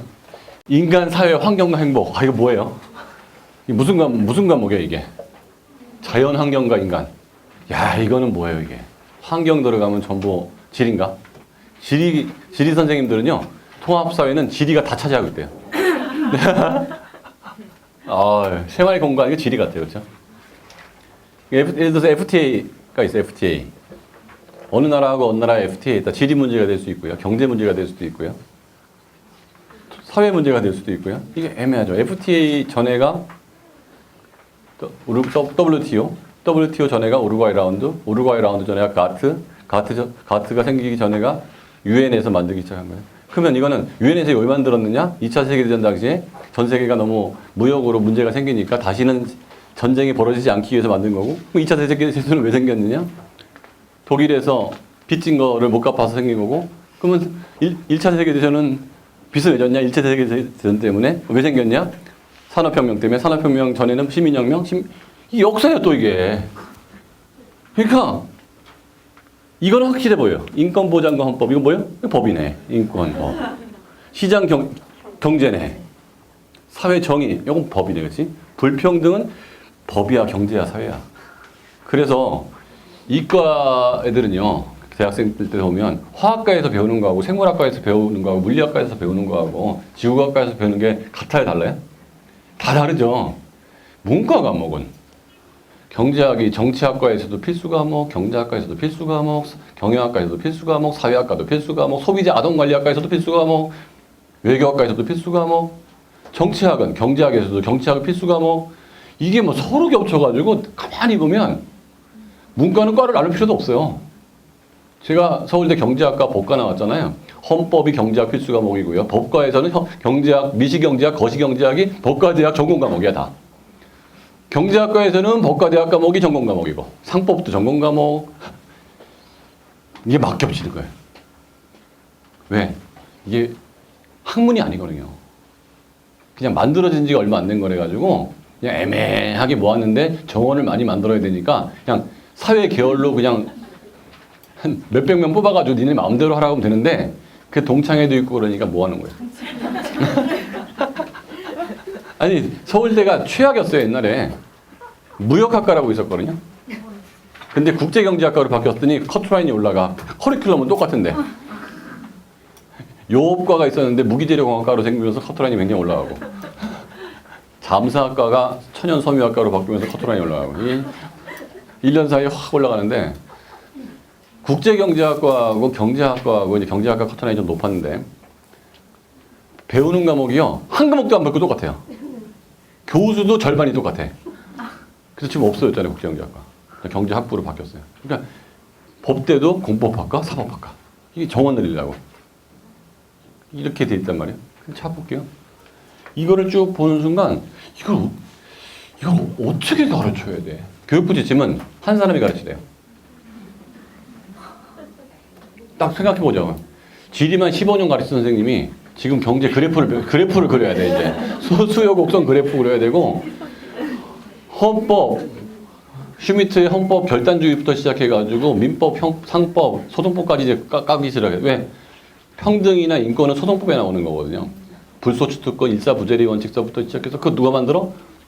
국회에서 만들죠. 국회법이 나오는 건데, 국회법은 정치예요. 의원 내각제냐, 의원 대통령제냐, 대통령제냐, 상원이 뭐고 하원이 뭐고 거부권이 뭐냐, 왜 거부권을 왜 만들었냐, 그리고 나가면 또시 역사로 들어가요. 이걸 어떻게 가르쳐? 그래서 이과 선생님들은 이거는 물리고 이건 생물이고 이건 화학이네. 자기들끼리 봐도 이견이 크게 없다고. 근데 문과는 어떨까요? 이건 내 거 아니라고 그럴 거야, 다 이거. 이건 내 거 아니야. 이건 내 거 아니야. 자, 그리고 일반적으로 봤을 때 가장 학생들이 많이 선택하는 과목이 지리, 사회문화, 그죠? 생활윤리 이런 것들은 어머니들 옛날에 배우셨죠? 사회문화 내용이 있어요, 없어요? 솔직히 결심하고 읽으면 하루에 읽을 수 있어요, 없어요? 그쵸? 옛날에 우리 배워봤잖아, 사회문화. 중거집단, 그치? 양극화, 노령화의 문제 뭐 이런 거 결심하고 읽으면 하루에 읽을 수 있어요, 없어요? 있어요. 자, 지리 내용이 어렵다고 해도 왜 애들이 지리 많이 선택해요? 머리 쓰기 싫고 뭐 하자? 외우자. 윤리와 사상. 일단 사상만 들어가는 거 어려워요. 생활윤리는 안 그래. 이게 윤리와 사상이 좀 일부 겹치면서 이게 공경 얘기 나오고 뭐 결심하고 읽으면 읽을 수 있어요, 없어요? 예. 법과 정치 결심하고 읽으면 하루에 돼야 안 돼요. 경제 안 돼요. 안 된다고. 근데 경제 선택하는 애, 법과 정치 선택하는 애 수능에 거의 없거든요. 그거는 오닥구들이 선택하는 거, 오닥구. 난 나중에 꼭 변호사가 될 거야. 나는 경제학과 갈 거야. 이런 애들이 중학교 때 인증시험도 공부하고 고등학교 때 인증시험 공부하고 KDI 경제 인증시험 보고 무슨 뭐 이런 애들이 있어요. 그런 애들이 선택을 한다고. 그래서 그러니까 수준이 좀 떨어지는 고등학교에는 학교에 개설도 안 돼 있어요. 개설이 안 돼 있어. 경제 과목 같은 거는 선택 과목 다 개설되어 있는 게 아니에요. 근데 상위권 고등학교에는 그런 전공자나 그런 동아리 같은 게 많기 때문에 그걸 선생들이 당연히 필요하고 당연히 개설되어 있는 거죠. 자, 이과 물화생은 다 개설이 돼 있을 거 아니에요. 물리화학 생물은. 문과 과목은 9과목, 12과목씩 옛날에 됐기 때문에 개설이 안 돼 있는 과목도 생각보다 많다, 이게. 그런데 수능이 어떻게 나올지는 정말 아무도 모르는 거예요. 김철 선생님 얘기한 것처럼 쉽게 나올 거라 예상하는데 지금 중3이 보는 수능이잖아요. 그럼 3년 있다가 나오는 수능이에요. 3년 있다가. 그러면 어떻게 보면 5년 중에서 거의 다 지난 거예요. 그때 이 시험 문제가 쉽게 나올 거라고 생각하니까 쉽게 나왔겠지, 좀. 그러면 노무현 정권 때 생겼던 문제처럼 동점자가 많이 생기겠지. 아슬아슬하게 못 받은 애들이 불만이 많겠죠. 그럼 사회적 문제가 생기니까 그게 이슈가 되고 그 다음에 대통령이 바뀌어요. 근데 입시는 건드릴 필요가 없어요. 절대평가의 장점이 하나 있습니다. 올해는 절대평가 90점 이상이 15%가 나왔는데요. 내년에 어떻게 해버리면 돼요? 어렵게 돼버리면 4%밖에 안 나올 수도 있어요. 90점 이상이. 그럼 절대평가는 상대평가하고 다르게 난이도를 가지고 극단적인 상대평가까지 갈 수도 있어요. 90점 이상이 3명만 나오게 하면 1%밖에 안 나오게 하는 거야. 90점 이상이. 문제를 치닫기 옛날에 이과 수학 수투가 그랬거든요. 전국의 만점자가 100몇십 명밖에 안 나오는 거예요. 그래서 그때 1등급 커트라인이 82점일 때가 있었어요. 4%가 어디 몇 점? 82점이 1등급일 때도 있었어요. 수능이 아주 어렵게 나올 때는. 그러니까 얼마든지 조절이 가능하다 이거예요. 근데 예상은 어떻다? 쉽게 나올 것이다. 그러면 쉽게 나온다고 하면 15% 좀 나온다고 생각하면 용인외고 생각을 해볼게요. 아니, 용인외고까지 갈 것도 없어요. 용인외고는 전교 꼴찌도 통합사회와 통합과학은 만점이 나오겠죠. 용인외고 전교 꼴찌가 영어 만점 나오는 거하고 똑같아요. 절대평가로 바뀌면. 4%로 바뀌면 만점이 다 나오진 않아요. 용인외고라도. 근데 15% 정도 바뀌면 그것도 못 맞진 않겠죠. 그렇죠? 그런데 용인외고를 다니는 내신 통합사회는 어떻게 돼요? 4%의 것도. 수능은 15%인데 전교 꼴찌도 수능에서 90점이 넘는데 통합사회 수능 90점 넘을 아이들 전교생이 시험을 보는 거예요. 용인외고 이과반이 65명 정도 되죠. 이과반 65명. 그러면 이과반 65명의 통합과학은 통합사회는 어떻게 돼? 65명이면 4% 몇 명이야? 2명만 1등급이에요. 용인외고 전교 2등까지만 1등급이야. 내가 2급형 안에 들어야 돼. 모두 만점 받을 수 있는 아이 중에 2명 안에 들어야 돼. 대박이죠. 아까 그래서 박수영 선생님이 자신 없으면 내신 따기 좋은 학교 가라는 이유가 이거예요. 전교 1등이 2.7등급 나오는 거 아니에요. 전교 1등. 자, 이렇게 됐을 때 이거를 어떻게 가르쳐야 되느냐? 사실 저도 잘 모르겠어요. 교재도 아직 안 나왔어. 이과는 가면 보면 그래서 쪽에 연수원 쪽에다 얘기해가지고 계속 자료를 받고 있는데도 안 되겠어. 근데 통합사회를 만약에 우리 아이가 좀 소외된 지역에 있는 고등학교를 갈 거다. 통합과학도 우리 애가 약간 소외된 지역에 있는 고등학교를 갈 거다. 그러면 통합사회와 통합과학이라는 과목만 한번 쑥 듣고 다른 과목 공부하듯이 가시면 돼요. 그런데 우리 아이가 경쟁이 좀 있는 고등학교를 가겠다. 그게 용인외고, 민사고, 하나고 수준이 아니고요. 현대고, 휘문고, 중동고 요 수준도 아니고요. 서울고, 경기고, 단대부고 요 수준도 아니에요. 그거보다 낮아도 경쟁이 세요. 서울, 영동고등학교만 가도 장난이 아니에요. 무슨 뜻인지 아시겠습니까? 그러니까 4%를 유지한다는 게. 그러면 그런 학교에서는 과연 두루뭉실한 시험 문제가 나오겠느냐? 통합사회나 통합과학은 암기를 안 해도 되게끔 나오겠다는 게 수능의 취지예요. 그럼 이과는 그래도 지식이 있는데 문과는 이게 언어적으로 비슷하게 할 거다. 이게.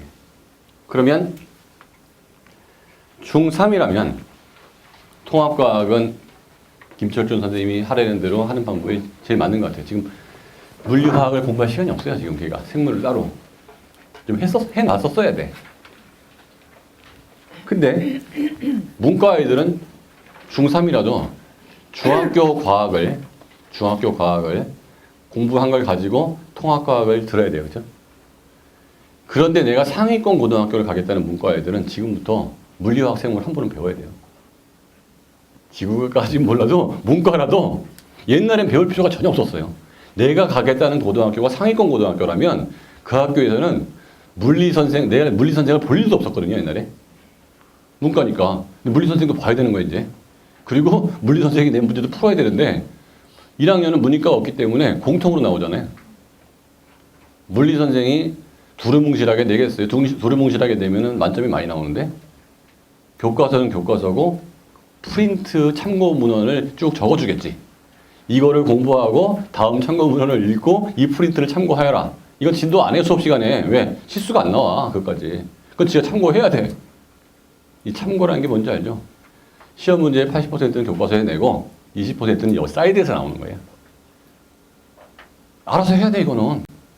그럼 어떻게 할 수가 없잖아요. 수업 시간에 실수가 안 나오는데. 문과가 문과, 이과 공통이에요, 이건. 이과는 그나마 있잖아요. 과거 준비하는 애도 있고, 영재고 준비하는 애도 있어가지고, 물리화학 공부를 한 애들도 있고요. Y즈만 있어가지고, 초등학교 때부터 과학교실이라 해가지고, 과학 공부하는 애들이 많아. 문과 과목은 아무도 공부한 애가 없어요, 한국사 빼놓고는. 특별히 공부한 게 뭐가 있냐고. 그런데 여러분 아이가 수준이 있는 고등학교를 갔어요.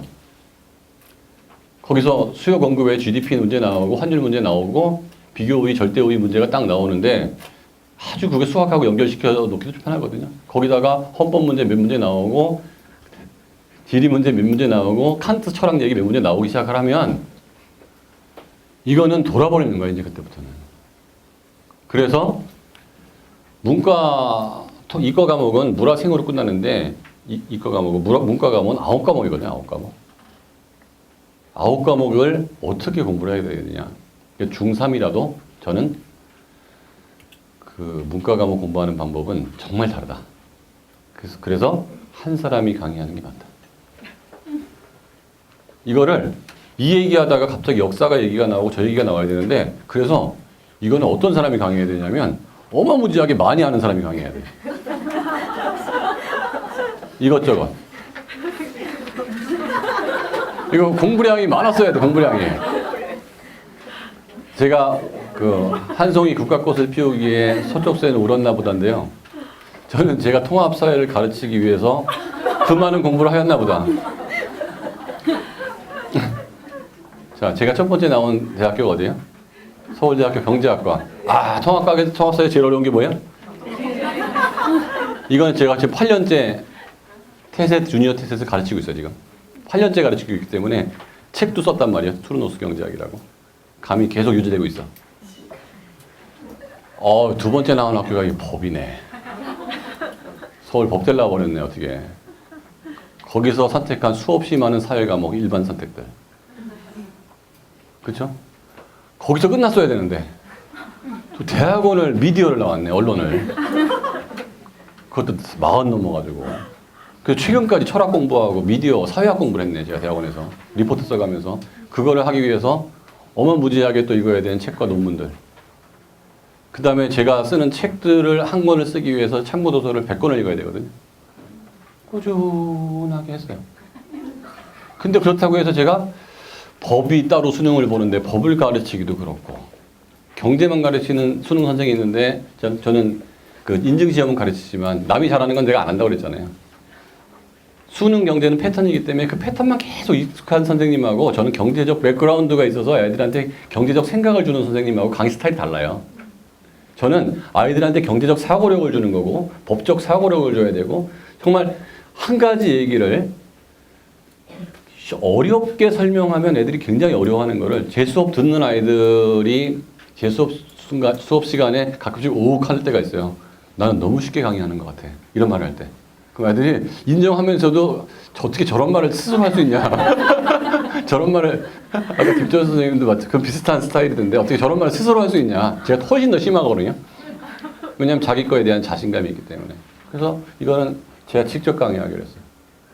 그리고 김철준 선생님이 말씀하신 것처럼 통합과학은 지금부터 개강이 되는데요. 통합사회는 제가 불안해서 지금 개강을 못 하겠고요.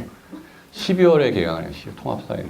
그 대신에 통합사회의 백그라운드를 강의하는, 이거는 암기를 많이 하는 식으로 강의하진 않을 거예요. 그러니까 경제학을 해서 수능물 풀 수 있을 정도까지 강의하는 게 아니고, 수요와 공급의 가장 기본이 뭐냐니까. 수요? 쉽게 생각하면은 이렇게 내려가는 거, 공급 올라가는 거. 수요와 공급이 만나는 점, 가격 형성, 이렇게 가르쳐가지고는요, 택도 없어요. 이게 생길 수 있는 철학적 원리까지 다 설명해주고 매우 천천히 가야 돼. 그래서 저는 시간표가 없어요. 김철 선생님하고 달라요. 이과하고 문과 스타일 차이예요. 문과 과목은 앞에 40페이지는요, 1시간에 끝내도 돼요. 근데 2장 갖고 3시간을 해야 될 때가 있어요. 2페이지 갖고 3시간을 자세히 설명해 줘야 될 때가 있고요. 어떤 40페이지는 읽어와 그래도 돼요. 왜? 애들이 한글 다 아는데 뻔한 국어 같은 거를 제가 강의할 필요가 없어요. 읽어와 요건 설명 들어. 읽어와 설명 들어. 그리고 바로 교과 과정으로 들어가지도 않을 거예요. 첫 번째는 너무 좋은 교재가 하나 나오는데 지적 대화를 위한 넓고 얕은 지식이라는 책이 있어요. 거기 보면 정치, 경제, 사회, 문화, 예술, 종교, 철학까지 정말 이해하기 좋게 써놔서 그거 갖고 2달을 강의할 거예요. 2달을, 그 2권이거든요. 한 달씩 2달을 강의하고, 그 다음에 아이들이 제일 선생님을 많이 타는 과목이 경제와 법이거든요. 그래서 법을 2달 동안 강의할 거예요. 그러면서 법을 강의하면 사회나 제도 같은 게 거기 많이 들어가기 때문에 다른 과목을 강의할 때 지난 법 시간에 배웠지 하고 날릴 과목이 많아요. 한 얘기를 또 할 필요가 없어요. 문과 과목은 이게 겹치는 게 되게 많아요. 윤리와 사상과 생활 윤리는 절반이 겹쳐요. 그래서 지난번에 한 가지, 그러면 그 다음에 가르칠 게 사상이에요. 칸트, 뭐 복리주의부터 시작해서 저 소크라테스부터 시작해서 그 사상들, 동양 사상, 그거 한 달 정도. 왜? 철학 과목 오래 가르쳐야 되는데요. 참고문은 많이 줄 거예요. 이 책 읽어봐라, 저 책 읽어봐라. 포인트만 잡아주고 아이들이 읽어야 돼요, 제가. 문과 과목은. 그리고 나서 그 겨울방학 때는 경제학은 10주 할 거예요, 10주. 여기 3개월이라고 하는데 3개월 너무 길고요, 10주. 그래서 경제학은 언제만 강의할 거냐? 중등부 경제 인증 시험이 있어요. 자, 이과 아이들도 신경 써야 될 텐데, 경제 인증 시험이라는 게 있는데요. 그게 태셋이에요. 태셋은 국가 공인 시험이기 때문에 생활기록부에 기록이 가능해요. 고등학교 때 생활기록부에 기록이 가능한 게 경제 인증 시험하고 한국어 인증 시험밖에 없어요. 이 2가지는 가능해요. 법으로 만든 거기 때문에. 그게 교과부에서 만들고 재경부에서 만들고 교과부에서 승인한 거예요. 국회에서 법을 만들었고 경제교육진흥법이라는 게 있어요. 그래서 법에서 보는 시험이기 때문에 이게 되고 안 되고가 없어요. 그건 자격증이에요. 자, 그래서 경제는 중등부 때부터 제가 주니어 태셋, 그다음에 고등부에서는 그 태셋, 주니어 태색과 수능 수준 중에서 주니어 태색이 수능보다 약간 쉬워요. 그러니까 그 정도만 하면 경제 공부는 된다. 그래서 통합사회 공부하는 겸 경제인증 시험 공부하는 겸 그래서 경제는 따로 통합사회 시간 아닌 시간에 따로 개설을 할 거고요. 그거는 태셋이 2번이기 때문에 태셋을 준비하기 10주 전에 이렇게 했고 이번에도 여름방학 때 했었어요. 그래서 경제를 이렇게 하고 정치와 법을 이렇게 돼 있고 그 다음에 지리는 제일 마지막에 할 거예요. 왜냐하면 끝까지 제가 통합사회가 나오고 교과서가 나오고 사람들 추이를 봐가지고 지리를 외우는 것까지 해야 되느냐 이론만까지 해야 되느냐 경제하고 법하고는요 외우는 걸 할 필요가 없어요. 이론만 다 들어가고 아이들이 이해만 철학도 이론만 하면 돼요. 그러니까 통합사회에서 제가 가르치는 과목은 수능 문제를 풀자는 게 아니에요. 그렇게까지 갈 이유가 없어. 하지만 백그라운드 지식이 머릿속에 정확히 구조화되어 있어서 어떤 문제가 나와도 다시 내 걸로 만들어 풀 수 있으면 돼요. 그러니까 암기는 10%도 안 돼요. 15에서 20%도 안 돼. 80%는 다 이해야. 지리는 과연 거기까지 가야 되느냐 말아야 되느냐를 좀 까봐야겠다 이게. 그래서 통합사회 기초 과목 중에서 제일 마지막으로 갈 거고요. 사회문화 1개월이면 충분하고요. 생활교육 1일 다 충분해요. 그래서 이런 식으로 진도가 나갈 거고 그 다음에 요 프린트본 보면 나중에 읽어보시면 되고요. 두 번째 국어예요. 통합사회하고 이제 국어 얘기를 제가 해야 되는데 통합사회나 통합과학이 수능은 어렵지 않겠으나 내신에서는 자 수학 준비는 많이 되고 있죠. 수학 준비 많이 되고 있어요. 영어 준비는 더 많이 됐죠. 그렇죠? 그럼 고등학교 1학년 때 국어, 영어, 수학, 통합과학, 통합사회 5과목 전부 8단이에요.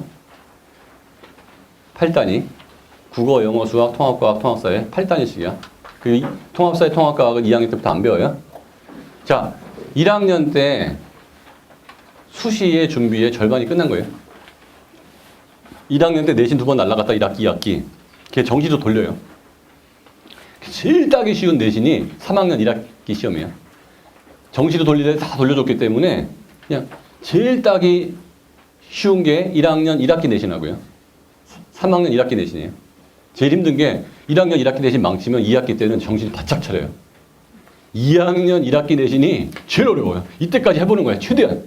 그리고서 나는 내신 전형은 아닌가 보다 라고 해서 이제 자퇴부터 별 생각 다 하는 거예요. 그때부터. 전학. 자, 그러면 1학년 1학기 때 우리 아이가 어느 고등학교를 가든 간에 통합사회와 통합과학의 수능은 절대평가 약 10% 이상, 20%가 갈지, 30%가 갈지, 5%가 갈지 아무도 모르겠지만 내신은 4%다. 근데 국영수와 비중이 같다. 중3 엄마를 정신 바짝 차리셔야 돼요. 국영수에서는 점수가 나왔는데 통합사회, 통합과학 내신이 안 나오면 필수 과목이기 때문에 무조건 반영되는 거예요. 반영이 될 수도 있거나 안 될 수 있거나가 아니에요. 반영되는 거예요, 이거는. 자, 내신으로 대학 가기 힘들어진다는 거죠. 그래서 지금부터 준비를 하셔야 될 것 같고, 중학교 아니면 초등학교 고학년이나 중학교 1, 2학년 어머니들은 지금부터 통합과학을 들어야 될 이유가 필요 없어요. 통합사회도 들어야 될 이유가 없어요. 그거는 중3 때 한번 돌리면 되는 거예요. 그때는 백그라운드 지식을 시간 날 때 계속 듣는 거죠. 손해볼 거 하나도 없다는 거죠. 이렇게 들어놓은 게 어디에 또 도움이 될까요? 국어 공부에 도움이 돼요. 비문학 지문에. 비문학 지문을 보면 정치, 경제, 사회, 문화, 과학, 예술, 과학기술까지 다 해서 비문학으로 나와요. 그거하고 또 도움이 돼요. 근데 국어는 자, 1학년 내신에 국어, 영어, 수학, 통합사회, 통합과학, 통합사회, 통합과학 얘기했죠. 국어 얘기할 차례예요. 수학하고 영어는 알아서 하세요. 이거는 너무 오랫동안 사람들이 얘기한 거기 때문에 특별히 여기서 할 얘기가 없다 이거야. 이 수학이나 영어를 대비하는 법은. 국어 어떻게 하냐 이거야. 국어는 두 가지로 공부를 해요. 어떤 식으로 공부를 하느냐.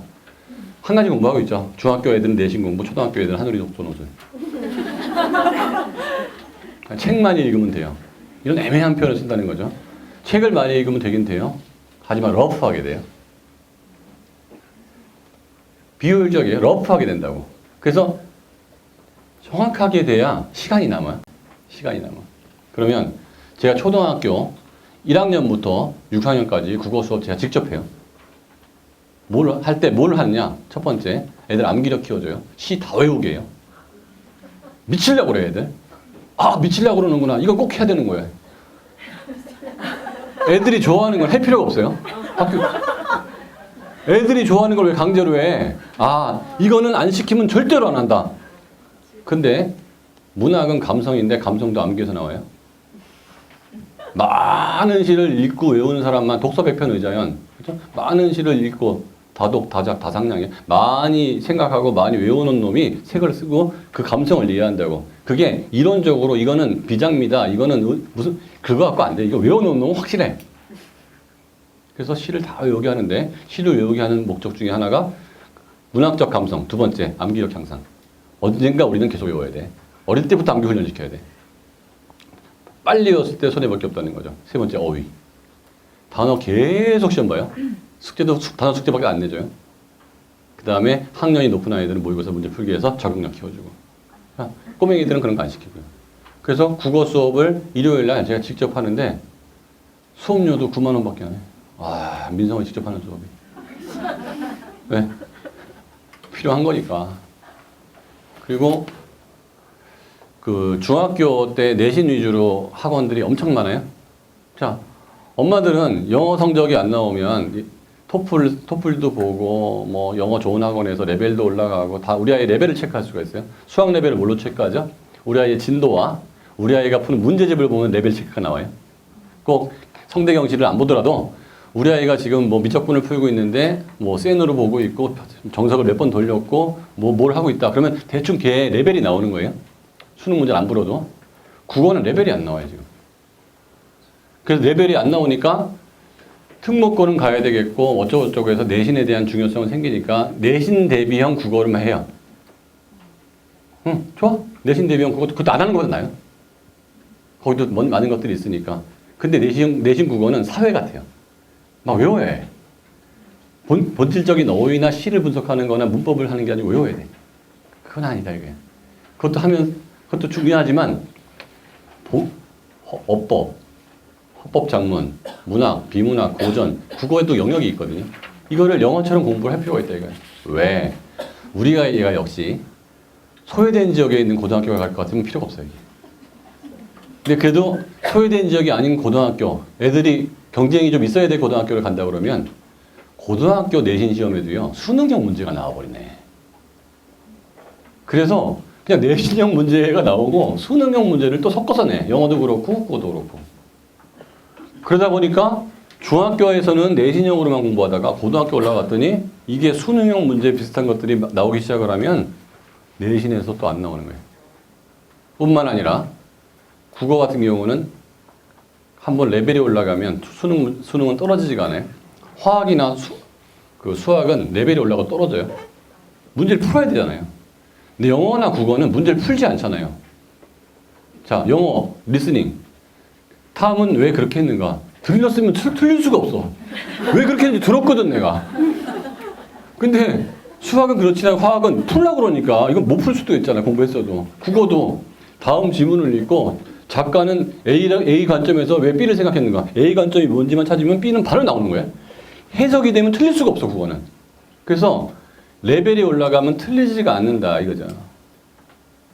근데 입시는 통합사회, 통합과학, 영어, 한국사, 상대평가. 국어, 수학, 아니, 절대평가. 국어, 수학, 상대평가. 와, 수능에서 이 두 과목의 비중이 어마무지하네. 그런데 나는 국어를 위해서 지금 무엇을 하고 있는가? 자, 이게 되게 재밌는 거예요. 고등학교 2학년 엄마는 이런 얘기 다 알아요. 고등학교 2학년이 돼서 알 거를 지금 알려주는 게 설명이에요. 근데 가서 당하지 마라, 이게. 신문, 광고, 신문, 방송, 여러 매체 입시 설명회에서 다 얘기하고 있어. 고등학교 선생님들은. 그게 안 들려. 어머니들한테 안 들려요. 그래서 조금만 상식적으로 생각하면 돼. 아, 입시는 상대평가 두 과목. 고등학교 1학년 내신은? 고등학교 1학년 내신은? 아, 저렇게 돼 있구나. 그러면, 아, 통합사회 통합과학이라는 게 굉장히 중요해졌구나. 저게, 김철 선생님이 쓴 그 자료에 보면, 통합사회가 15% 뽑는다고 그러니까 뭐 안심이 15%는 쉬운 줄 알아요? 85% 안 된 거예요, 그것도. 그러면 어떻게 돼요? 85%에서 얘가 88점 맞은 애가 100점 맞는 경쟁은 안 하죠. 그죠? 근데 얘가 92점은 맞고 싶지 않겠어요? 그럼 얘 공부해요, 안 해요? 한다니까. 그래서 안전할 것 같아도 밑에 있는 애가 계속 공부를 해. 그렇다고 절대평가를 50% 줄 수는 없잖아요. 그래서 밑에 있는 애들은 1등급 돼야 되고 1등급 애들은 그걸 지켜야 되고 그래서 절대평가 4과목이 다 1등급이면 그 숫자도 그렇게 많지는 않을 것이다. 절대평가도 모이면 상대평가 된다. 플러스 상대평가는 더 상대평가다. 그리고 절대평가 과목도 내신에서는 상대평가다. 자, 딱 요 과목으로 해요. 내신이 7, 80% 뽑는다. 요 몇 가지 조합만 딱 고차방 형식으로 계산해 보면 아, 초등학교 6학년 때부터 중3 때까지 입시가 끝나야 되는구나. 심플한 얘기예요. 고등학교 때는 학원을 다닐 필요가 거의 없구나. 고등학교 때 뭘 준비하려 하다가는 아무것도 안 되구나. 고등학교 때 뭐만 준비해야 돼요? 중간고사, 기말고사, 수행평가, 학교 경시, 동아리 활동, 진정한 고등학교 생활을 해야죠. 이 진정한 고등학교 생활을 하기 위해서는 입시에서 볼 거는 수학을 제외하고는 웬만큼 다 끝나 있어야 한다는 거고요.